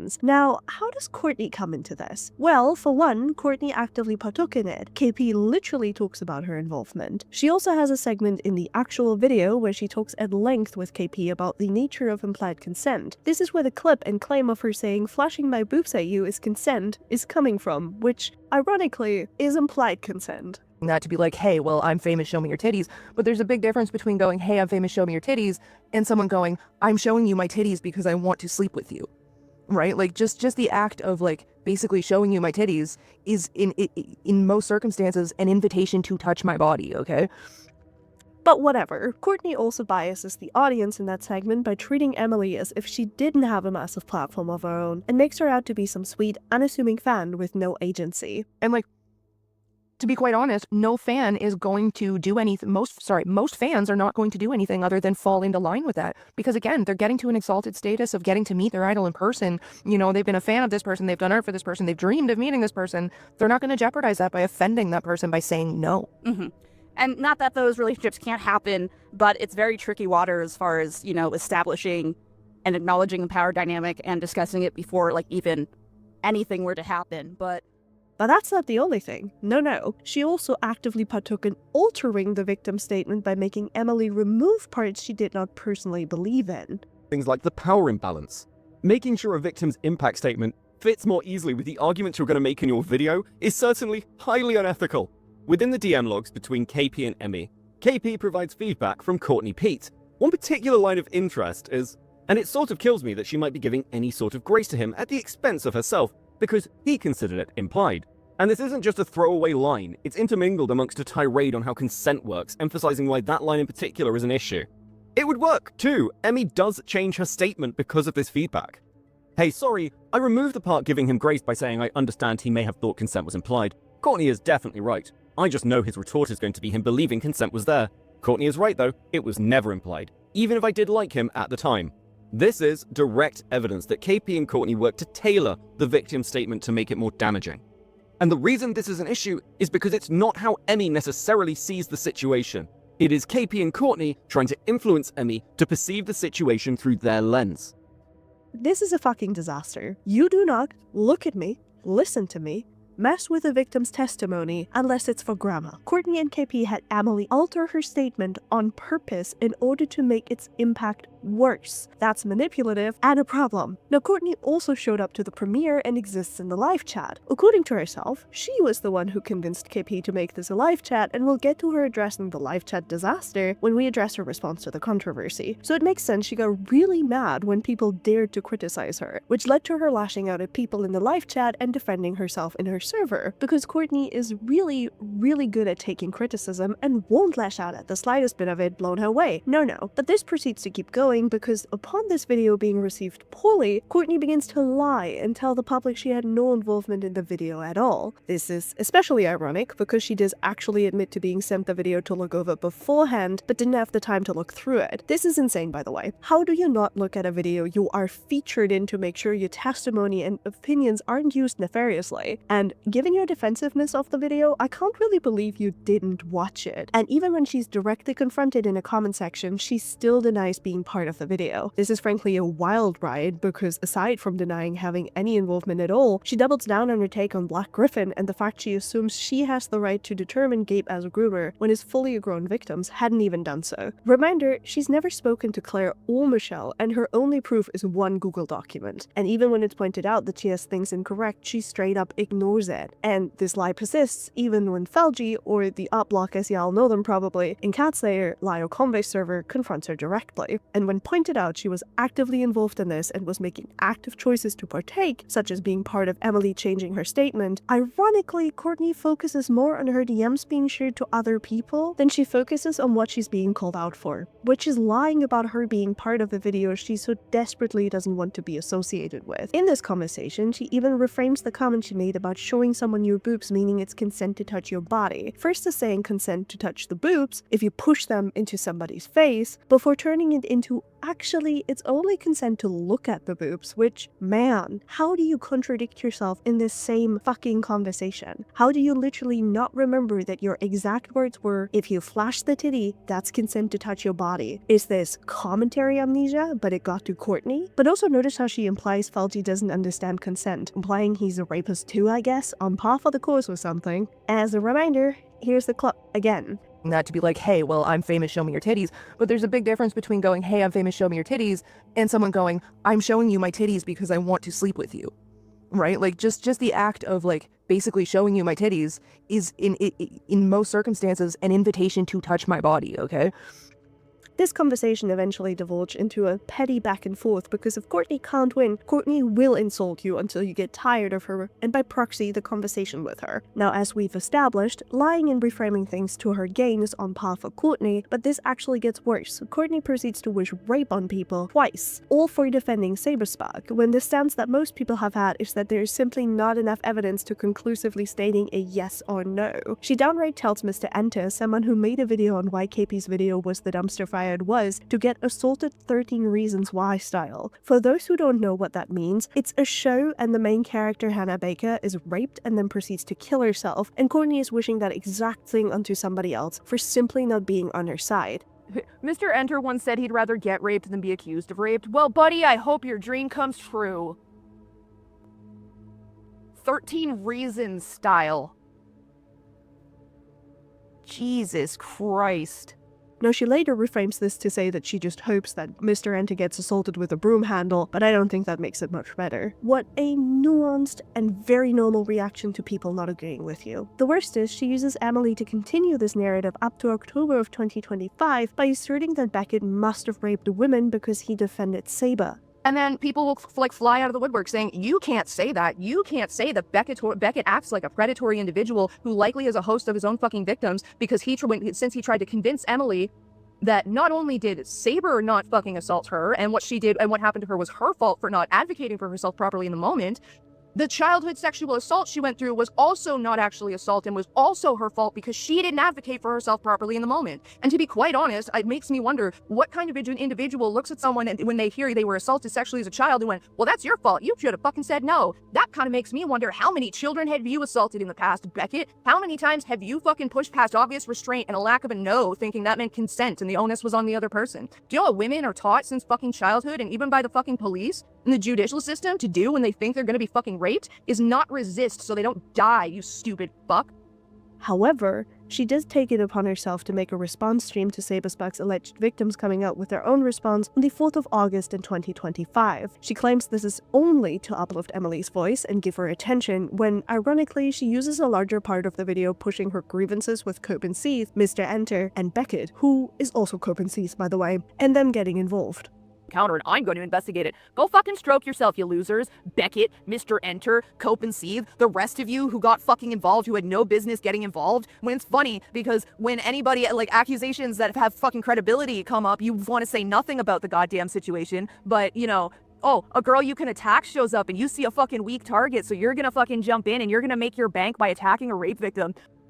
This is the dumbest point ever. By that logic, Courtney, you have to look at yourself and ask why you are involved, because you don't speak up about other SA allegations either. You only spoke up about the ones that involved you, such as Lily, such as BlackGryphon, and even Saber. Except, just like KP, your coverage is motivated by spite and not caring about the victims. The only victims you ever cared about is you. Have you reached out to Lily's other victims? All you have done is collect them in the server, act extremely inappropriately around them, and then delete the server meant to support them over a tantrum. Have you uplifted them publicly? Nope. Have you reached out to people who, like you, were wronged by Poppy and Zena and spoke about them? No, you haven't. The only reason you covered Saberspark was because you believed a single document about BlackGryphon and got mad that Saber defended him. You're mad at Cope and Seethe and Mr. Enter for defending them when they're simply stating that there's a lack of evidence for what's being claimed, and that's fucked up. Here's my take on you. You never gave a single shit about any of this. You saw an opportunity to damage someone you didn't like, Saberspark, and you took it, regardless of if you were right, wrong, or if your input was necessary. Sit down. The rest of the stream doesn't matter. She briefly talks about implied consent not existing, insults Saberspark a bunch of times because that's the mature thing to do, and yes men's Emily's response. And here's the thing. I don't care if she believes Emily. She can, anybody could. What I care about is that she weaponizes her standing as a victim of SA to let KP turn her into a token for a video on a guy she's mad at for defending that other guy she didn't like. And I care about her lying about her involvement when the video goes south. You clearly were involved, Courtney, because you feel strongly about this, but you really shouldn't be, because based on your behaviors, no one should trust your take. Let's talk about the shit you pulled.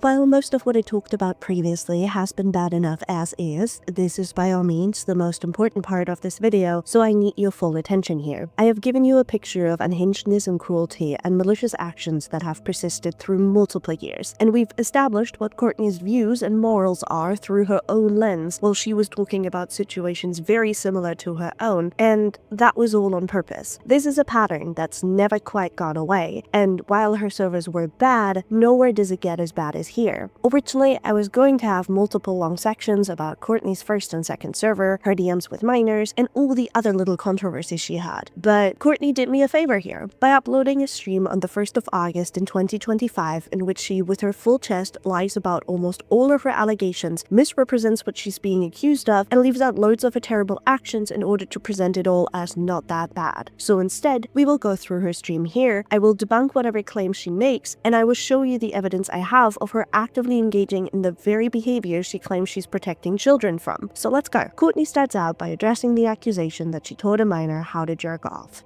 Just this one. That's the only one I'm focusing on. So this minor had approached me around the time I don't even think I had made the video yet. My video, it was around in between my video and the live streams. Or was it? No, I think it was after the video. My timelines could be a little like the specific timeline might be off because I don't keep conversations with people that I'm done talking to. Like, I don't archive every conversation I've had with somebody, so I can't just pull this up on Discord to look at it. So this kid had, I think they were 14 or 15. They'd approached me out of the blue and just asked me, and like, it wasn't even, can I ask you something? It was just, are you broken if you've never orgasmed? And, so, weird question to get out of the blue, right? Also, words, let me try and sound more, eloquent here. So this kid messaged me and asked me if they're broken because they've never orgasmed, which was an odd question to get out of the blue, but it's a very common question that people have at that age. And I know this because like it was the most common question asked in health classes, in my health classes when I was that age and in school, when we were learning about sexual health. So where I went wrong is I answered the question. I answered it with like verbatim what was told to me and my peers when we were that age asking that question. Now, that's where I went wrong because I just shouldn't have answered the question, and if I could go back and undo it, I just wouldn't answer the question. Now, nowhere in that answer were there instructions on how to masturbate, because I didn't even talk about the kid orgasming. I was speaking about sexual health in general. So like just, orgasm is a very personal thing. It's different for for everybody. Most people don't, not even most people, nobody knows what they want unless they, go through exploration, self-exploration and exploration with others. And it was just very, very clinical, all the same stuff that was told to us by, the adults around us when I was that age and we were all asking those questions ourselves. So there's no instruction, no nothing. There was some mention in the claim that I had told them to get a mirror and use a t-shirt. I don't even know the context of that because I don't remember saying anything about a t-shirt. And the only thing I said about a mirror was that that's what they told us to do when we were that age was if you don't understand, you don't know your body and you want to learn about your body, get a mirror and look at your fucking body. Like, obviously they didn't swear and I didn't swear. So again, where I went wrong was answering this question and I just wish I hadn't.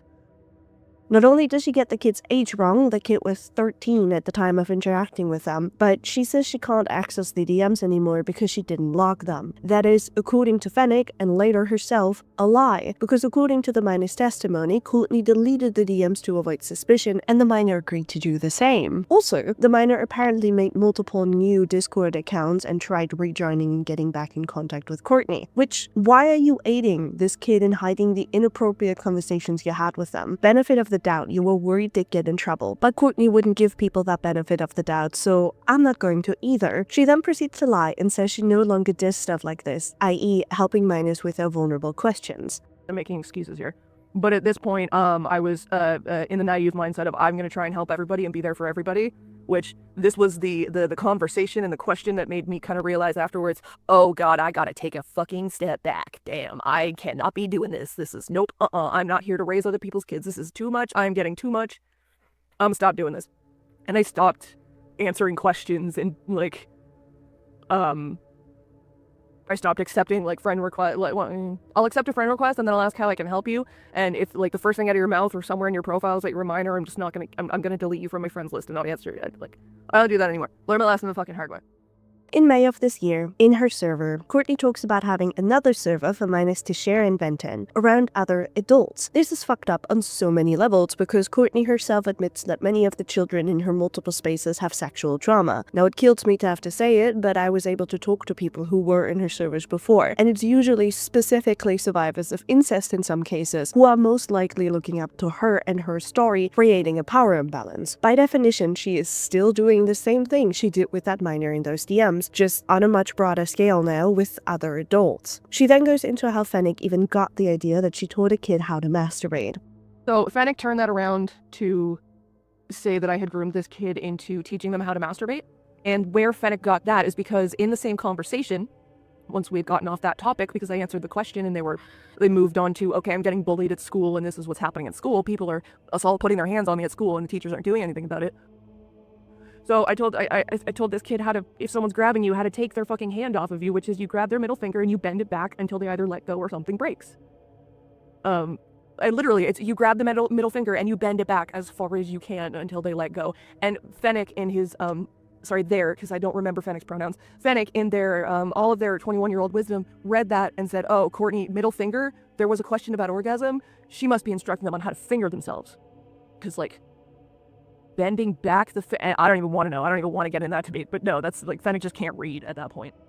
She completely misframes how they got that idea. First of all, the minor in question came to Fennec and told them about what Courtney had said, and second of all, Courtney herself came to Fennec and spoke about what she had been talking to this minor about. The fact Courtney felt comfortable enough divulging a minor's insecurities about something as intimate as sexual health and orgasms to a stranger without, according to Fennec, ever consulting the child first is... You know how Courtney whined about a violation of consent earlier? She sure doesn't seem to care when she does it to a minor. This is the the same minor, by the way, that Courtney will proceed to teach sexual roasts to, such as your dick isn't big enough to titty fuck, and have conversations about their bully's dick size with. Keep in mind that the bully is the same age as the child, so she's telling a 13-year-old to body shame another 13-year-old's genitals, though shaming is completely in Courtney's ballpark, given she happily is placing blame onto the same 13-year-old child for wanting to break the dress code by wearing a tank top, telling them that if they were made fun of or groped, it would be because of their choice to wear those clothes. Now, if this was anyone but Courtney, I'd probably see this as a weirdly worded attempt at advice, but it is Courtney, and Courtney has blamed the responsibility for having sexual things being discussed around them on children before, like she did with Bonnabelle, or, well,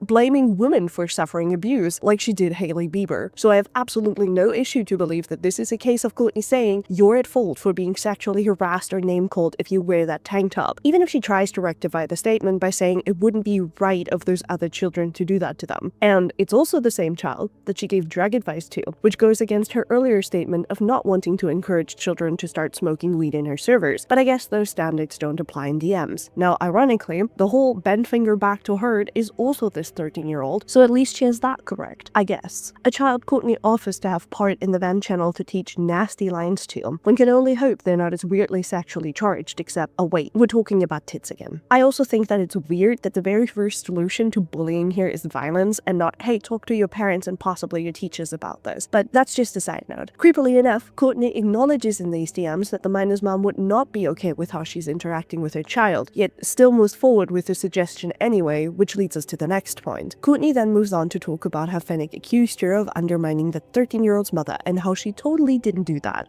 Hit me up a few other times with questions about like just, you know, they're a kid and they're stressed out about life and school and they want someone to complain to and they didn't feel like they could go to their mother. And the other spot I went wrong in is that this kid's mother would get mad at them and they'd have to delete all their accounts and then they'd make other accounts to message me on. And I should have cut the kid off. I should have cut the kid off, but I didn't. I was just like, okay, well, at that point, I was entering the mindset of, I'm not here to raise somebody else's kid. I'm not doing the parenting for them. I'm not making decisions for them, blah, blah, blah. I should have still cut them off, but I didn't. I think the mom had found out about the conversation that they had, where the kid had asked me if they were broken because they'd never orgasmed, and then they got in trouble for that. And I was talking about that at the time in my server in a very blasé kind of way because I just wasn't getting into details. And Fennec took that, and then turned that around to accuse me of saying that I was trying to groom this kid to not listen to their mother, which just isn't the fucking case. Except she did. When the child's mother asked her to block Courtney and stop engaging with her, Courtney's reply was to call her childish and call herself the child's actual mom, along with downplaying the idea of reconnecting with their parents and telling the child that mom wasn't an actual mom. We covered this behavior earlier when we talked about Bonnabelle and Courtney's second server, so this isn't new. This isn't helped by the fact that Courtney talks about how this kid circumvented their mom's wish to stop contacting Courtney by making new Discord accounts to keep going, and Courtney just letting them instead of telling the kid to stop. And it especially isn't helping when Courtney goes on some tirade about how blood family doesn't matter and it's your found family that really counts. So yes, Courtney, you were actively undermining this minor's parents by purporting yourself as the actual mother over them. I know you're framing this as some funny little joke, but you also end up calling the mom childish when she made the right choice. No stranger on the internet should be talking to my child about the sexual health of my child. That is my responsibility. Your reply should have been, hey, go talk to your mom or dad about this, and not answering them and then going, lol, I'm your actual mom now. These are the same tactics groomers will employ, and given you are seemingly an expert at teaching kids in your server how to not get groomed, you kind of are playing right into that, which isn't saying you did this all to groom a child before you screech into my ear, by the way. At least not this one, as far as we know. But it is saying you deliberately went around boundaries put down by a parent and aided a child in doing so, when it should have been your job to cut that tie. For fuck's sake, Courtney even does it to another child again, also a 13-year-old, directly acknowledging that the mother of this kid asked her to stop engaging with her child, and she just ignores it, disguising it and excusing it under the helmet of, I'm just trying to help. Courtney even acknowledges that this kid repeatedly leaves and then rejoins the server, and Courtney does nothing to stop that, despite being aware of the wishes of the kid's mother. Next, Courtney talks about how she has no interest in having a power dynamic over a child. The grooming thing, in a nutshell. I didn't groom a child. Just period.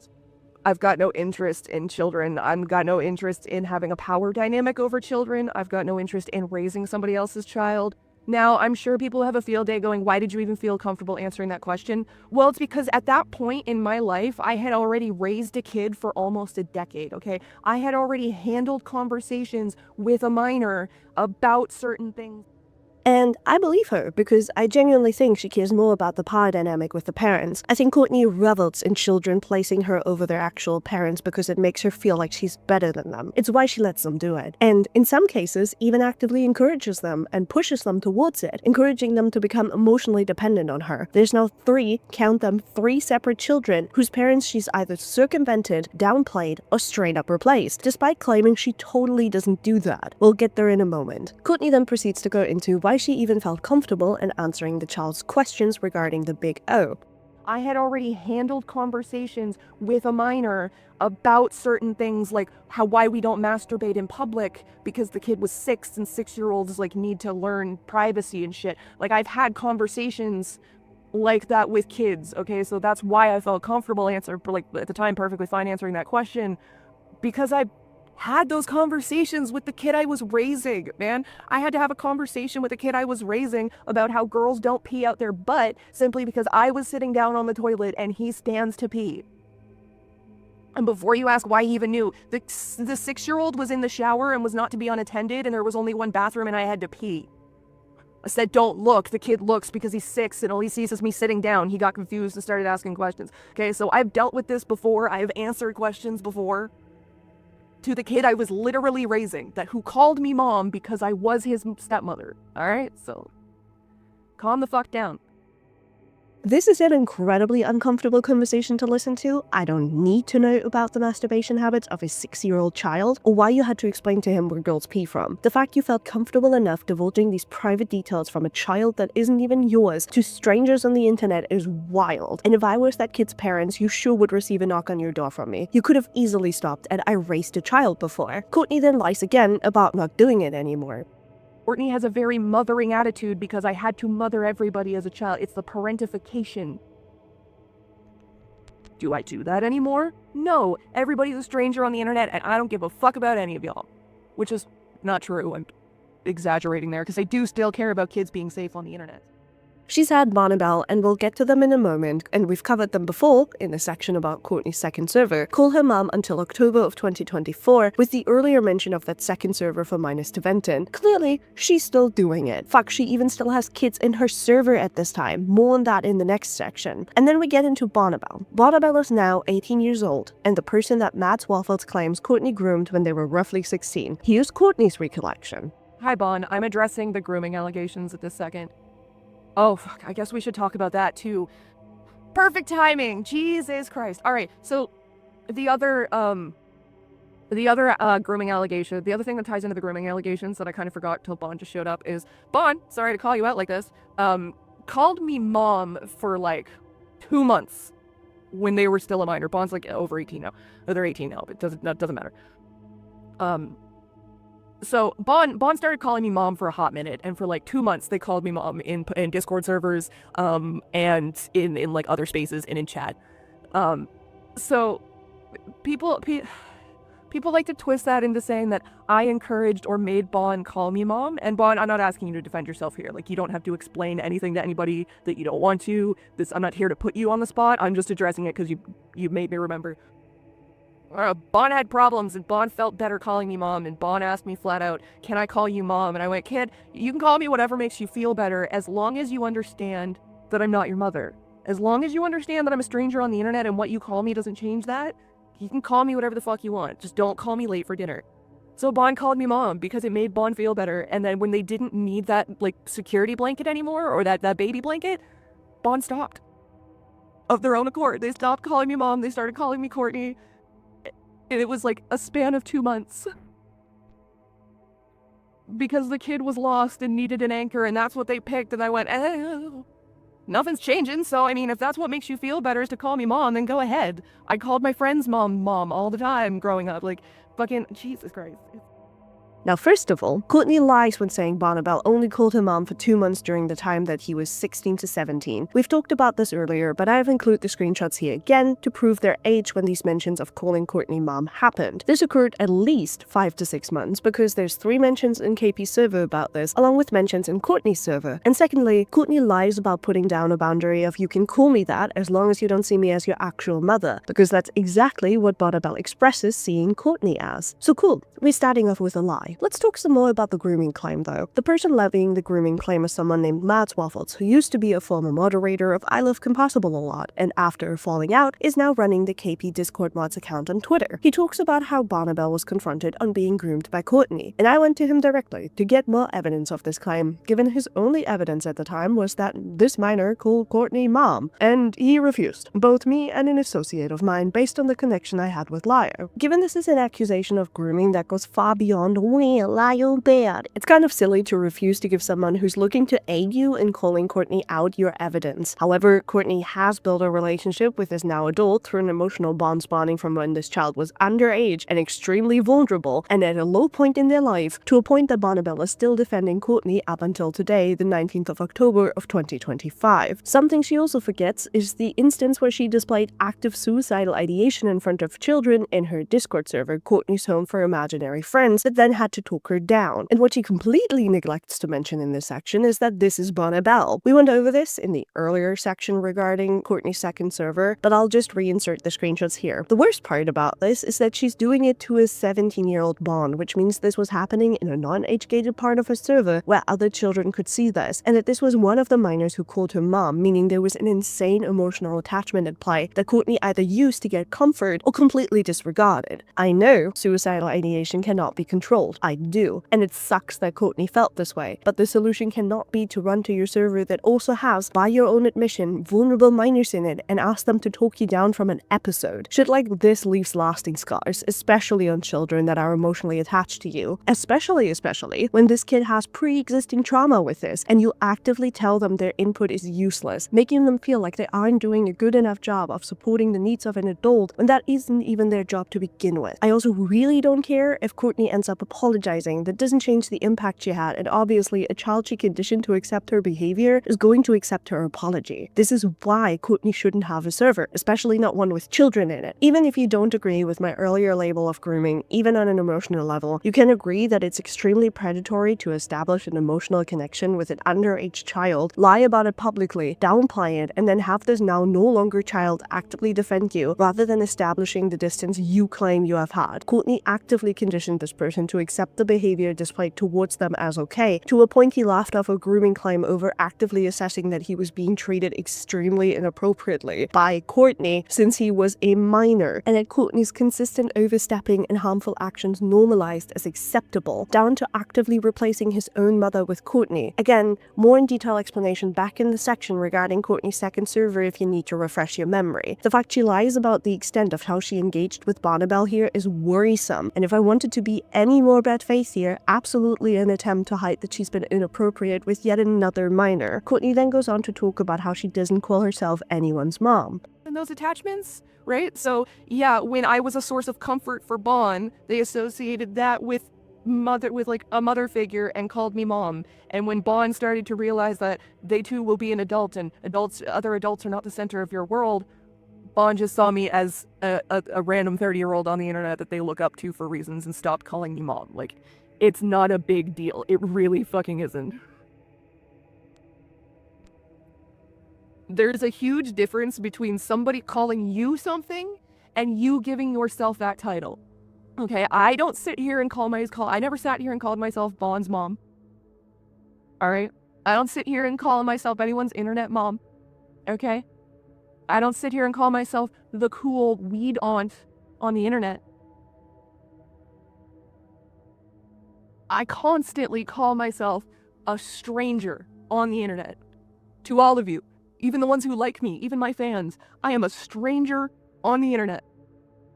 this is sort of a lie, because she does refer to herself as street mom or somebody with street mom energy, which is why people believe that. She also makes no effort in deterring people from calling her mom, as we've covered earlier. She also makes a brief mention of a third kid possibly calling her mom, or she's referring to Bonnabelle. She will, however, later attempt to recontextualize this into more of a vibe rather than "I said I was a mom." Now, I do see why people would say she refers to herself as a mother to these kids, especially given that half of them literally call her that, but I can also see that this is up to interpretation given Courtney doesn't directly say it. In any case though, she's behaving as if she's a mother to these children to a point that they see her as more of a mother than their biological parents. This actually coincides with Courtney claiming she would like to foster kids one day. And it also doesn't help that while Courtney says she isn't anyone's parent, merely joking about being one, she goes out of her way to let people in her server know, including all the minors, that her spaces are safe spaces for victims. This is all she'll go into in terms of her inappropriate DMs and talks with minors, along with her actions in her server, except there's over an hour of things that I talked about before we even arrived here in the video, and Courtney doesn't lose a word about it. From the inappropriate conversations with children about Lily, Poppy and Zena, rape, incest, porn, and worse in non-age-gated channels, things that were public because of the Tumblr account mentioned earlier, because she decided kids should partake in these discussions about this, or even just the allegation that she's an animal abuser that killed pets she couldn't take care of any longer, from Fennec's document. She either didn't bother to look into what she's being accused of, or solely picked the claim that's being screamed the loudest. I'm not going to retread ground here. You can rewind to any section before this and realize there's a lot Courtney is leaving out here, if only to make it seem like there aren't more damnable offenses out there, or because she genuinely believes she's done nothing wrong. I find it baffling that in a stream where she's supposed to address her controversies, she literally doesn't address half of the actual damning ones publicly, but whatever, back to your regular scheduled content with all her lesser offenses in most recent days. Courtney briefly goes into her relationship with Lio, which doesn't matter to this video, and goes into the instance that got her banned from Catslayer. I wasn't like magically in the Senate and best friends with Lio just because I was in a server, which I got booted from, by the way. His mod booted me. So yeah, it shows you how much I'm friends with Lio. His own mod staff fucking booted me from his server.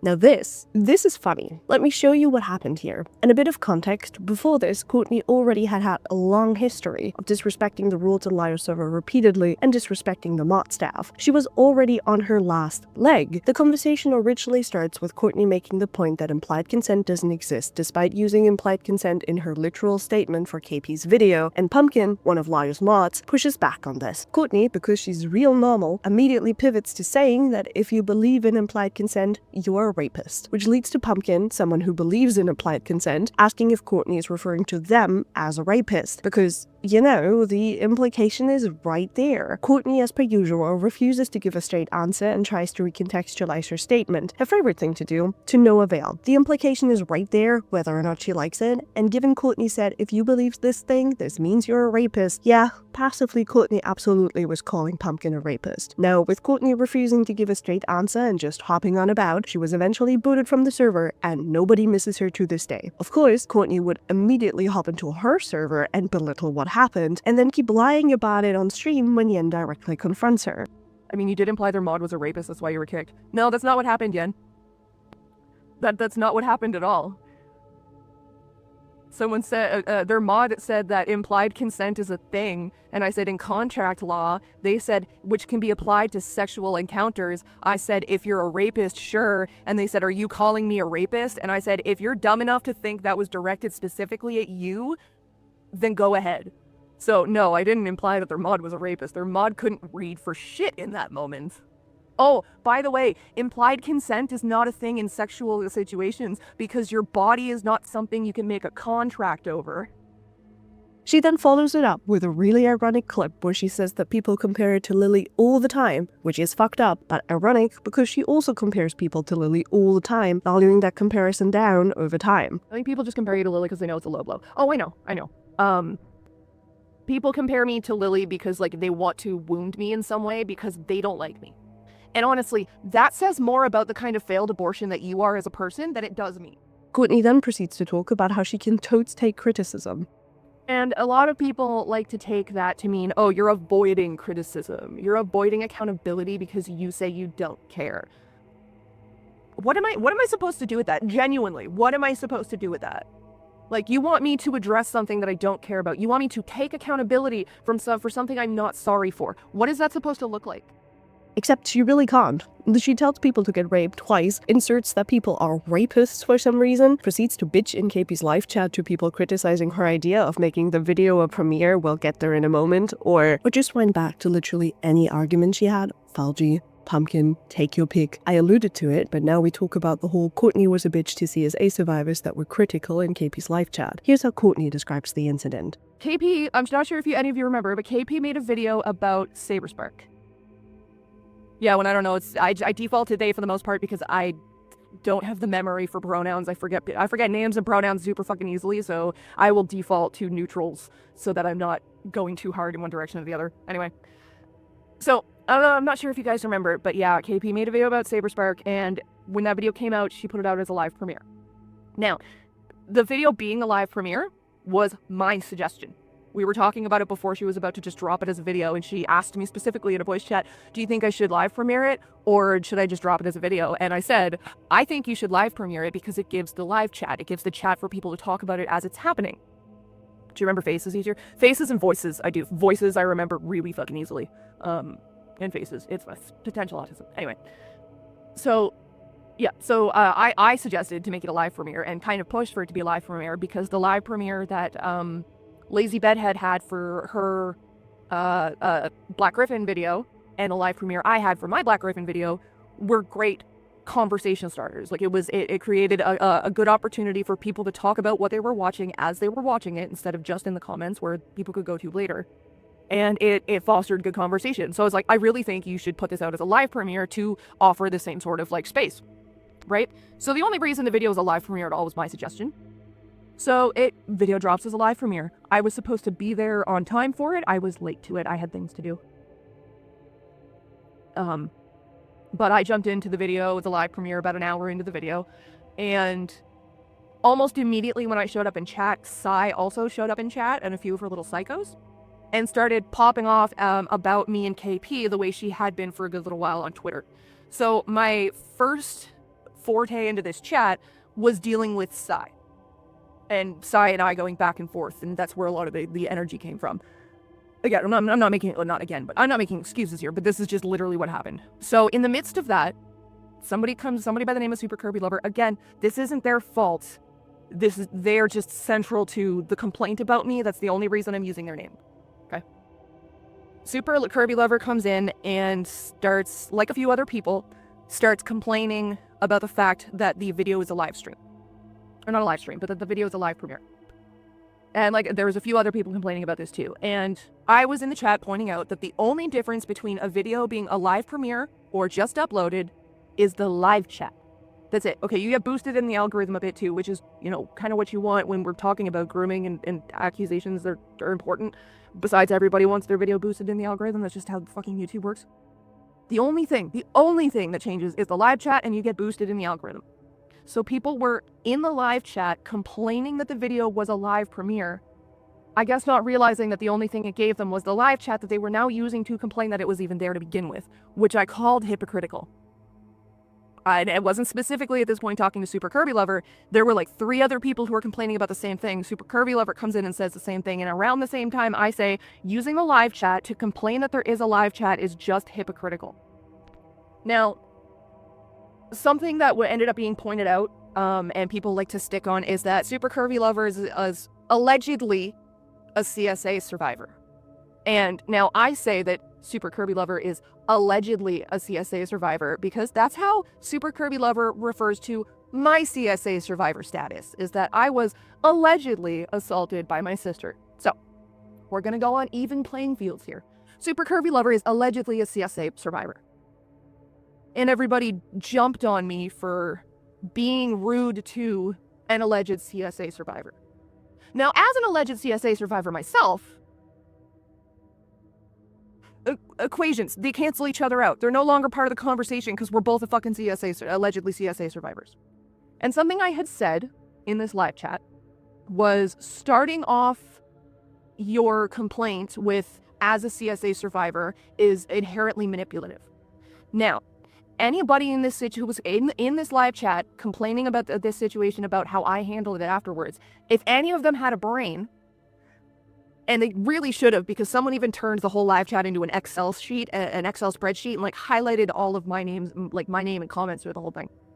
Anyone with a brain would have like, who actually had a complaint or a criticism that was valid against me, would have pointed out that Super Kirby Lover did not start her complaints with as a CSA survivor. That comment came up much later in context where it actually was relevant, where somebody had went like, who were you to even complain? She goes, well, I'm a CSA survivor myself. So if anybody had a fucking brain, they would have pointed out that me saying starting your complaint off with as a CSA survivor is manipulative would not apply to Super Kirby Lover, because she did not start her complaint off with that. It came up when it was relevant, and that makes it not manipulative in my opinion, because she didn't start it off with as a CSA survivor.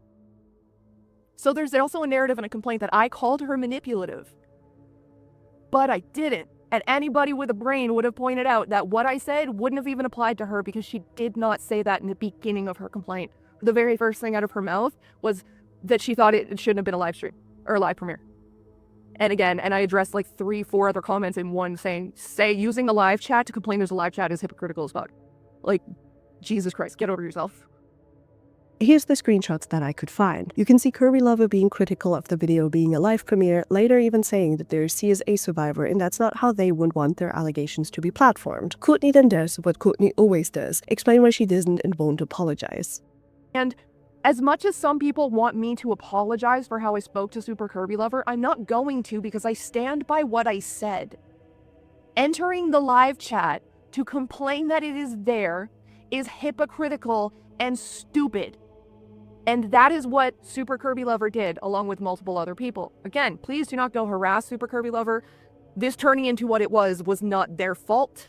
It's other people's fault. It's everybody else who blew this up into what it wasn't. But I still stand by what I said.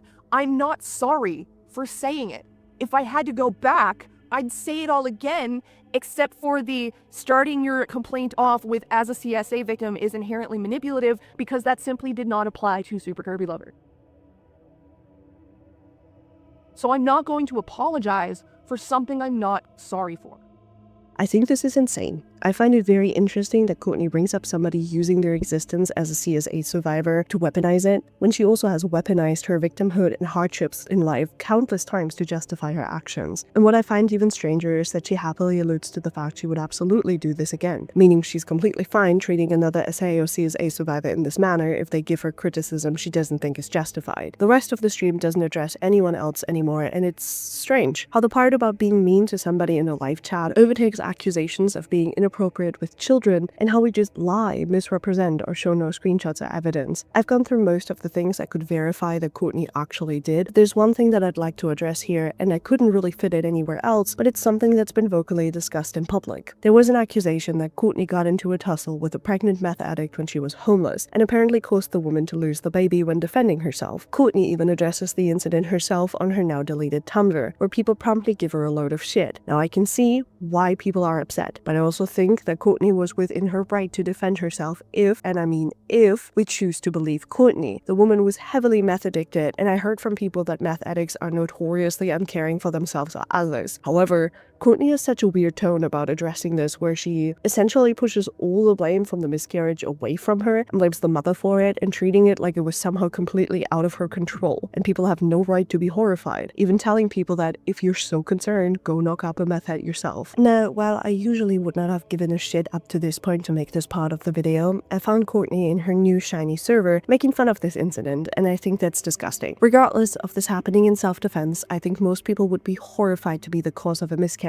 And even if not, Courtney went to other people seeming regretful and describing this as a low point in her life, but I suppose empathy is only for Courtney and Courtney's hardships. But even worse, that person was, according to Courtney, if I am understanding the screenshot right, a child. She beat a minor into a miscarriage, and now she's treating it like a funny little story time from things that happened to her in her past. The absolute lack of guilt, remorse, or even just acknowledgement of how terrible what happened was is baffling, but not surprising anymore. Funnily enough, I was able to find a direct recounting from Courtney herself on what had happened. And I'll just feed it to you here. This is from a stream on the 28th of October in 2024, where she recounts the situation. This is going to be a long clip, I apologize, but it is necessary. There's a few things I need you to keep in mind that Courtney has established about her story. She said she was attacked first, that she was just defending herself because she was being assaulted, specifically citing she was jumped, that the attacker was under 18 years old, pregnant, and a meth addict, and she claims she was 23 years old at the time and 2 days away from a suicide attempt. And here's the recounting Courtney feeds us. I will include little notes on the screen, and I'm asking you to pay attention to them.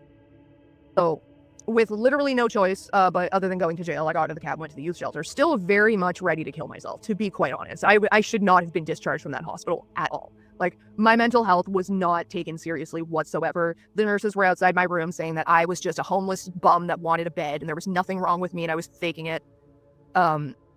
So they get me into the youth shelter, and I'm still fairly losing my shit there. And once I got there, after like the first day or two, when I had finally like kind of calmed down and was taking the medication that they had given me, fucking this girl like attached herself to me, this like 19-year-old, okay, because I'm in a youth shelter, so I'm like surrounded. I think the oldest kid I was the oldest person there. The next oldest person there was like 20, so I was the oldest person by almost 5 years. It was like I never should have fucking been there. It was absolutely fucking ridiculous that they sent me to a goddamn youth shelter a week away from my 25th birthday. Like, bullshit, fucking bullshit. So this fucking 19-year-old attaches herself to me, and she goes to tell me her life story throughout the next like week, like couple of days or so, and she's a meth head. Tells me this herself. I smoke meth. I'm also 6 months pregnant.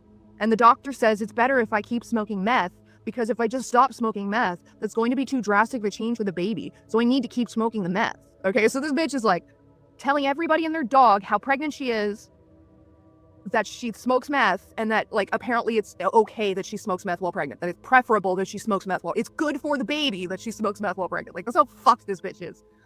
I got no time for this, so I'm like, yeah, cool, whatever, sure, just whatever just shuts you up and like makes you leave me alone, whatever.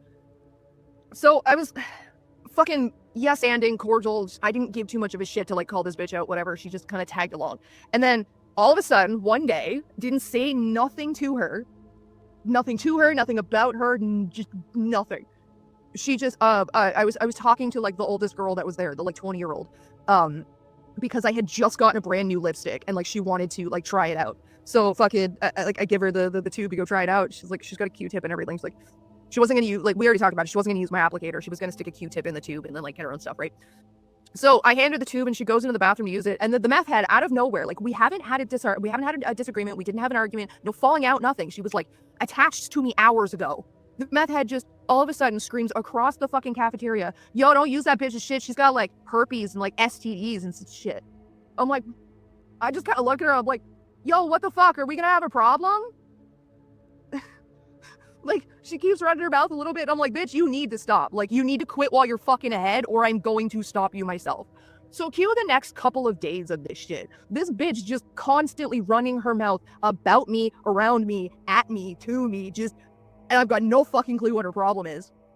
And like, I'm not fucking, like, mentally sane, okay? I am not all there. I never should have been left out of the hospital. Like, I was pissed off that I was even stuck around these kids. Like, shouldn't have even been shit that I had to be dealing with at the time. I was so fucking mad.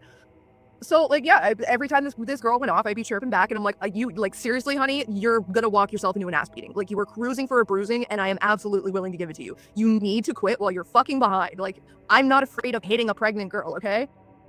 What did you ever do to her? Nothing. Nothing. The only thing that happened between her liking me and not liking me was this other redheaded girl, like this redheaded girl showed up at the shelter, and apparently the pregnant meth head knew her, and they were besties beforehand, and so she went from being attached to me to attached to this girl, and I'm like, cool, that's fine. Me and this redheaded girl never had problems. Me and the meth head never had a falling out. She just, I don't know, had a bad batch of meth that day and decided she hated me. I don't fucking know. And I was not in the fucking headspace to be trifled with. So yeah, every time she chirped, I would get in her face and I would chirp right the fuck back. And then fucking one day, we're sitting, like, me and like the kids that I was talking to, like the 20-year-old, the 19-year-old, and a couple of the other like fairly older ones. Not the 19-year-old meth head, it was someone else. There was a bunch of 19-year-olds there. Anyway, we're all sitting there talking, and the meth head happens to walk by me, and I have to cough, okay? And I'm sitting at the edge of the table. The table's here, And the not people the where people I'm not talking to is right here, is where she walks by as I turn and fucking cough. And I cough like this, right? So I block my cough from the people that I'm coughing at, but I don't really care much about the other side. Like, whatever, this was pre-COVID, right? Long before COVID. So it's just, as she's walking by, it was like literally just coincidence, the fucking timing. And she gets like 3 steps past me and starts screaming that I spit on her out of nowhere. And I'm just like, whatever, I'm already ignoring this bitch. I'm not doing it today. And she keeps fucking hollering behind me that like freaking out like, oh, you spit on, who the fuck spits on a person? And just losing her absolute shit. And then she throws a donut at me. She throws a donut at the back of my head. That's when I got to my feet. I was just like, okay, all right, you're throwing shit. I guess this is it. We're gonna fucking go. So I go to get in her face.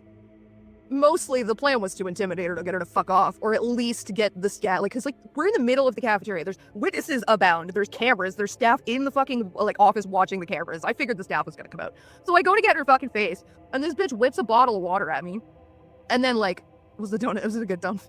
At least I don't know. I didn't see it. I just knew she had one in her hand, and then she fucking something hit me in the head, and then the donut was on the floor. And I'm like, you really just threw a fucking donut at me? Are we really gonna go over a fucking donut? Are you fucking serious right now? So as I'm getting up to go in her face, she fucking launches this bottle of water at me with like the cap off, so the water goes everywhere. And then she comes at me at the same time, which caught me by surprise. And like, the memories get a little fuzzy here because I kind of blacked out a little bit, and like parts of it I remember, parts of it other people told me after the fact. So I'm piecing both of them together here. I was like, this was right where things get fuzzy. So she threw the water, she came at me, and fucking, she had gotten me like by the neck, I think. Because all I remember is like my head cracking like back against the wall, and then my feet slipped in the water, and we both hit the ground, and she was on top of me at first. And then what I was told I did, I don't remember doing this, but what I was told I did while she was on top of me, because I guess she was far enough up that she didn't have my legs pinned or something. I don't know. Again, I don't remember this. I was told this. Apparently, I reached my right leg around and just kind of hoofed her in the chin, which sent her flying off of me. And then this part I do remember. As soon as she, like, I don't remember kicking her. I just remember her flying off of me, and then I was on top of her. I was sitting on her chest, and like I had my left hand on her throat, and I was just feeding my right fist into her fucking, like right here. Temple, not really the temple. I was going for the fucking orbital bone. I wasn't looking to kill her. I was just looking to break her orbital bone. I was blacked out at that point. I do remember that because I do just specifically. What type cartoonist ass fist is this, Courtney? I don't know. I just remember the thought of break the orbital bone. I was raged. I was blackout raged. Cartoonish ass fight is this. And so like the perception of time is a little fuckied, and I think that's what the thought process is now that you mention it, the meth, because like I've experienced meth heads before. I have been around meth heads, okay? You don't turn your back on an angry meth head. There is a reason cops will not spar with meth heads and will shoot them center mass, okay? Because meth heads don't feel fucking pain. Why are you so unlucky? This is my life. Homeless life is a dangerous life, okay? Meth heads don't feel pain. They don't. You are not going to hurt a meth head into submission. A meth head is only going to stop when they're unconscious. Period. Or dead. And that's why cops kill them. I'm not saying they're right on that. I'm just saying that's why they do it. Because meth heads will walk through tasers. They will come at you through a fucking taser. They will come at you through a single bullet. Like, if you do not actually incapacitate them, they will keep fucking coming. So once I got on top of this girl, knowing she was a fucking meth head, the thought process was like, if the orbital bone breaks, the pain will knock her out, and then the meth head is down and I don't have to worry, because I was not getting up and turning my back on a meth head. I don't care that she was pregnant at that point. She fucking put her hands on me. If you don't want to risk your baby in a physical altercation, don't get into a physical altercation, okay? The bitch basically jumped me. She threw shit at me in order to try and attack me by surprise, try to incapacitate my ability to defend myself, and then had me on the fucking floor. I don't give a fuck if you're pregnant at that point. I don't give a fuck if you're 80 at that point. Once I'm in the position where you're on top of me, all bets are off, motherfucker. Now, did you catch all that? First of all, her age changed. Courtney is now 24, a week away from being 25 years old. And she wasn't 2 days away from a suicide attempt, she was there for a longer amount of time. She wasn't jumped, there was a misunderstanding about a cough, she was screamed at, had a donut thrown at her, and decided to return that aggression by standing up and actively getting into the girl's face. She then conveniently leaves out how the actual fight started, instead painting the meth head out to be the aggressor, and then talks in detail about how she thought about wanting to break this girl's orbital bone. She then goes on to defend her actions, stating that meth heads are notorious for being unkillable, which is why cops kill them, fully ignoring that this girl was under 18, pregnant, and in a shelter, so probably not in the best condition. So her story doesn't add up, and I'm not even going to pretend that isn't an issue. What this seems more like is that Courtney attacked somebody over having a donut thrown at her, trying to recontextualize it as being assaulted, and then trying to bias the audience by weaponizing what seems to be a child's meth addiction to justify why that was okay. Baffling. But wait a second, did I just say Courtney had a new server?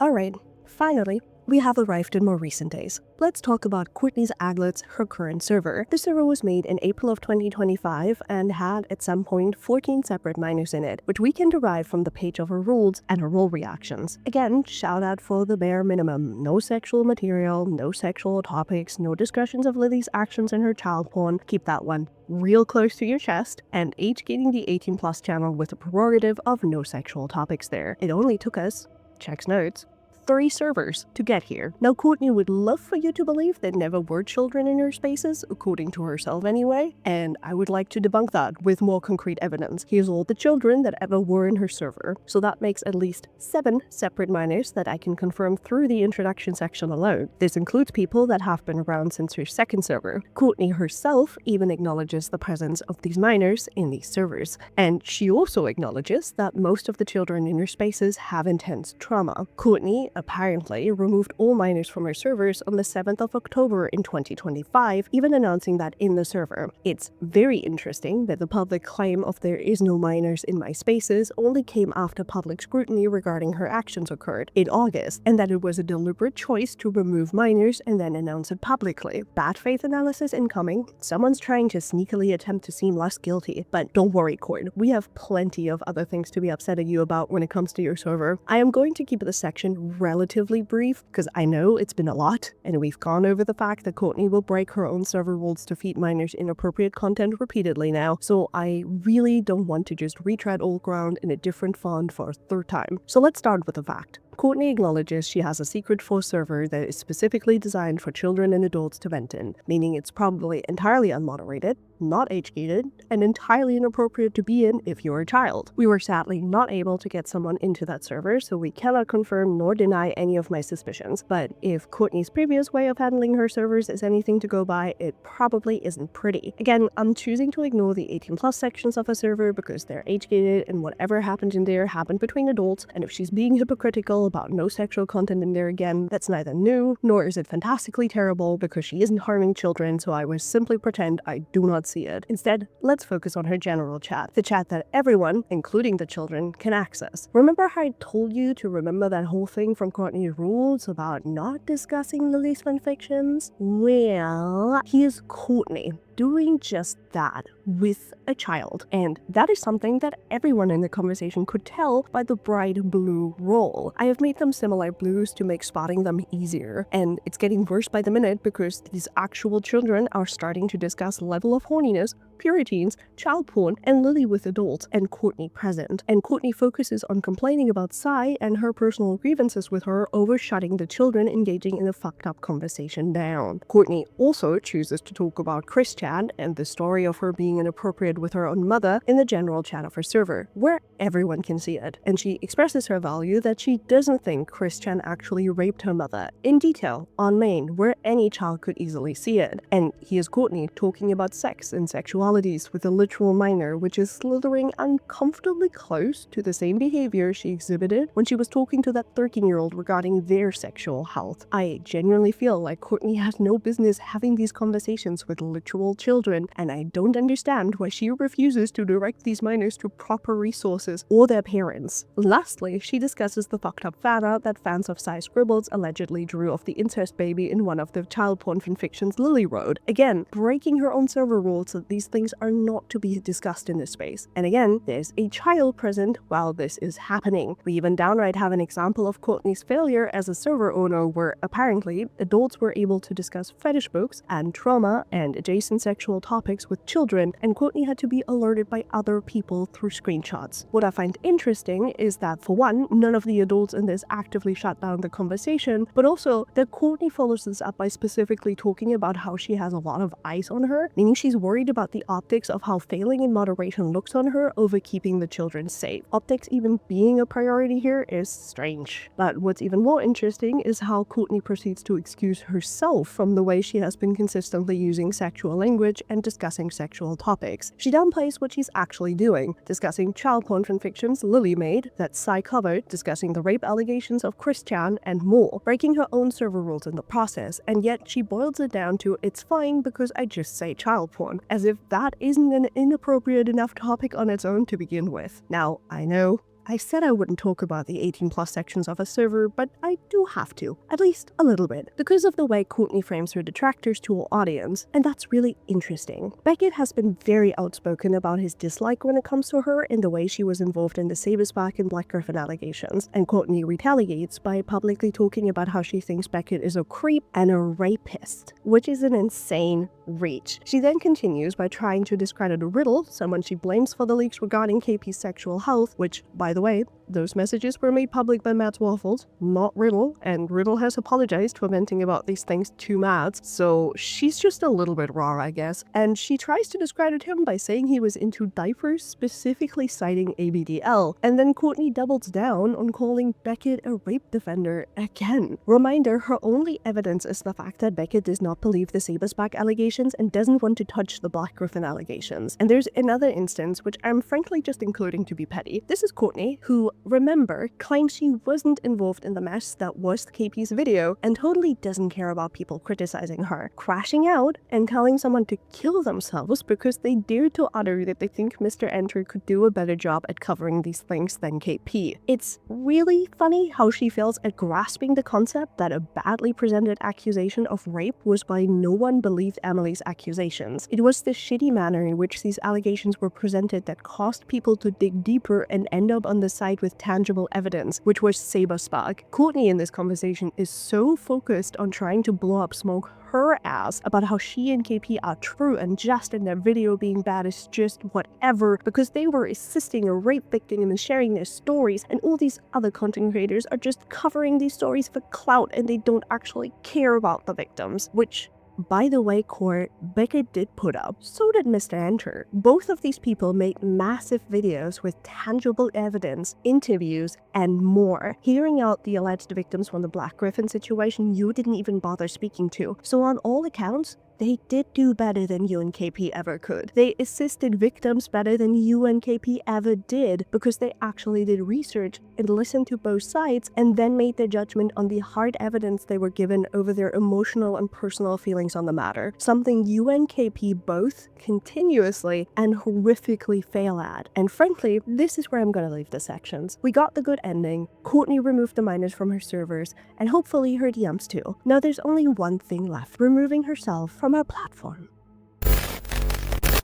Congratulations, you made it to the end. Lived through however long this thing turned out to be. You lived through 3 years of Courtney Peet, and here's hopefully what you learned. Courtney is abusive and a manipulative person. Courtney is a groomer, and if you're too shy to say that word, she's a predator, and if that word scares you too, her actions would qualify as predatory. Courtney is a liar. Courtney shouldn't have a platform, no access to children. Courtney shouldn't be trusted on any assessments she has when it comes to SA, CSA, and anything adjacent, nor should she be trusted on any retellings of situations she offers. And now I'm wondering, are you asking yourself the same question I do? I'll go first. Here's my question. How does Courtney still have a platform? Because here's the thing, while some of the things I've spoken about were never released before, a lot of them hit the public very early on, such as the way she runs her Discord and the fact she let children access the Poppy and Zena and Lily Ucha channels that allowed them to discuss rape, incest, porn, and worse, the fact she had that conversation with the 13-year-old, the way she treated Poppy's former partner and their suicide attempt, the way she treated the BlackGryphon allegations and and the Saberspark situation. All of this has been out there for over a year in some cases, and yet not until the Saberspark drama hit has anyone publicly come for this woman and her long and very documented history of predatory actions, lies, manipulation, abuse, and worse. She's been allowed to repeatedly rebuild her platform and her discords over and over and over again,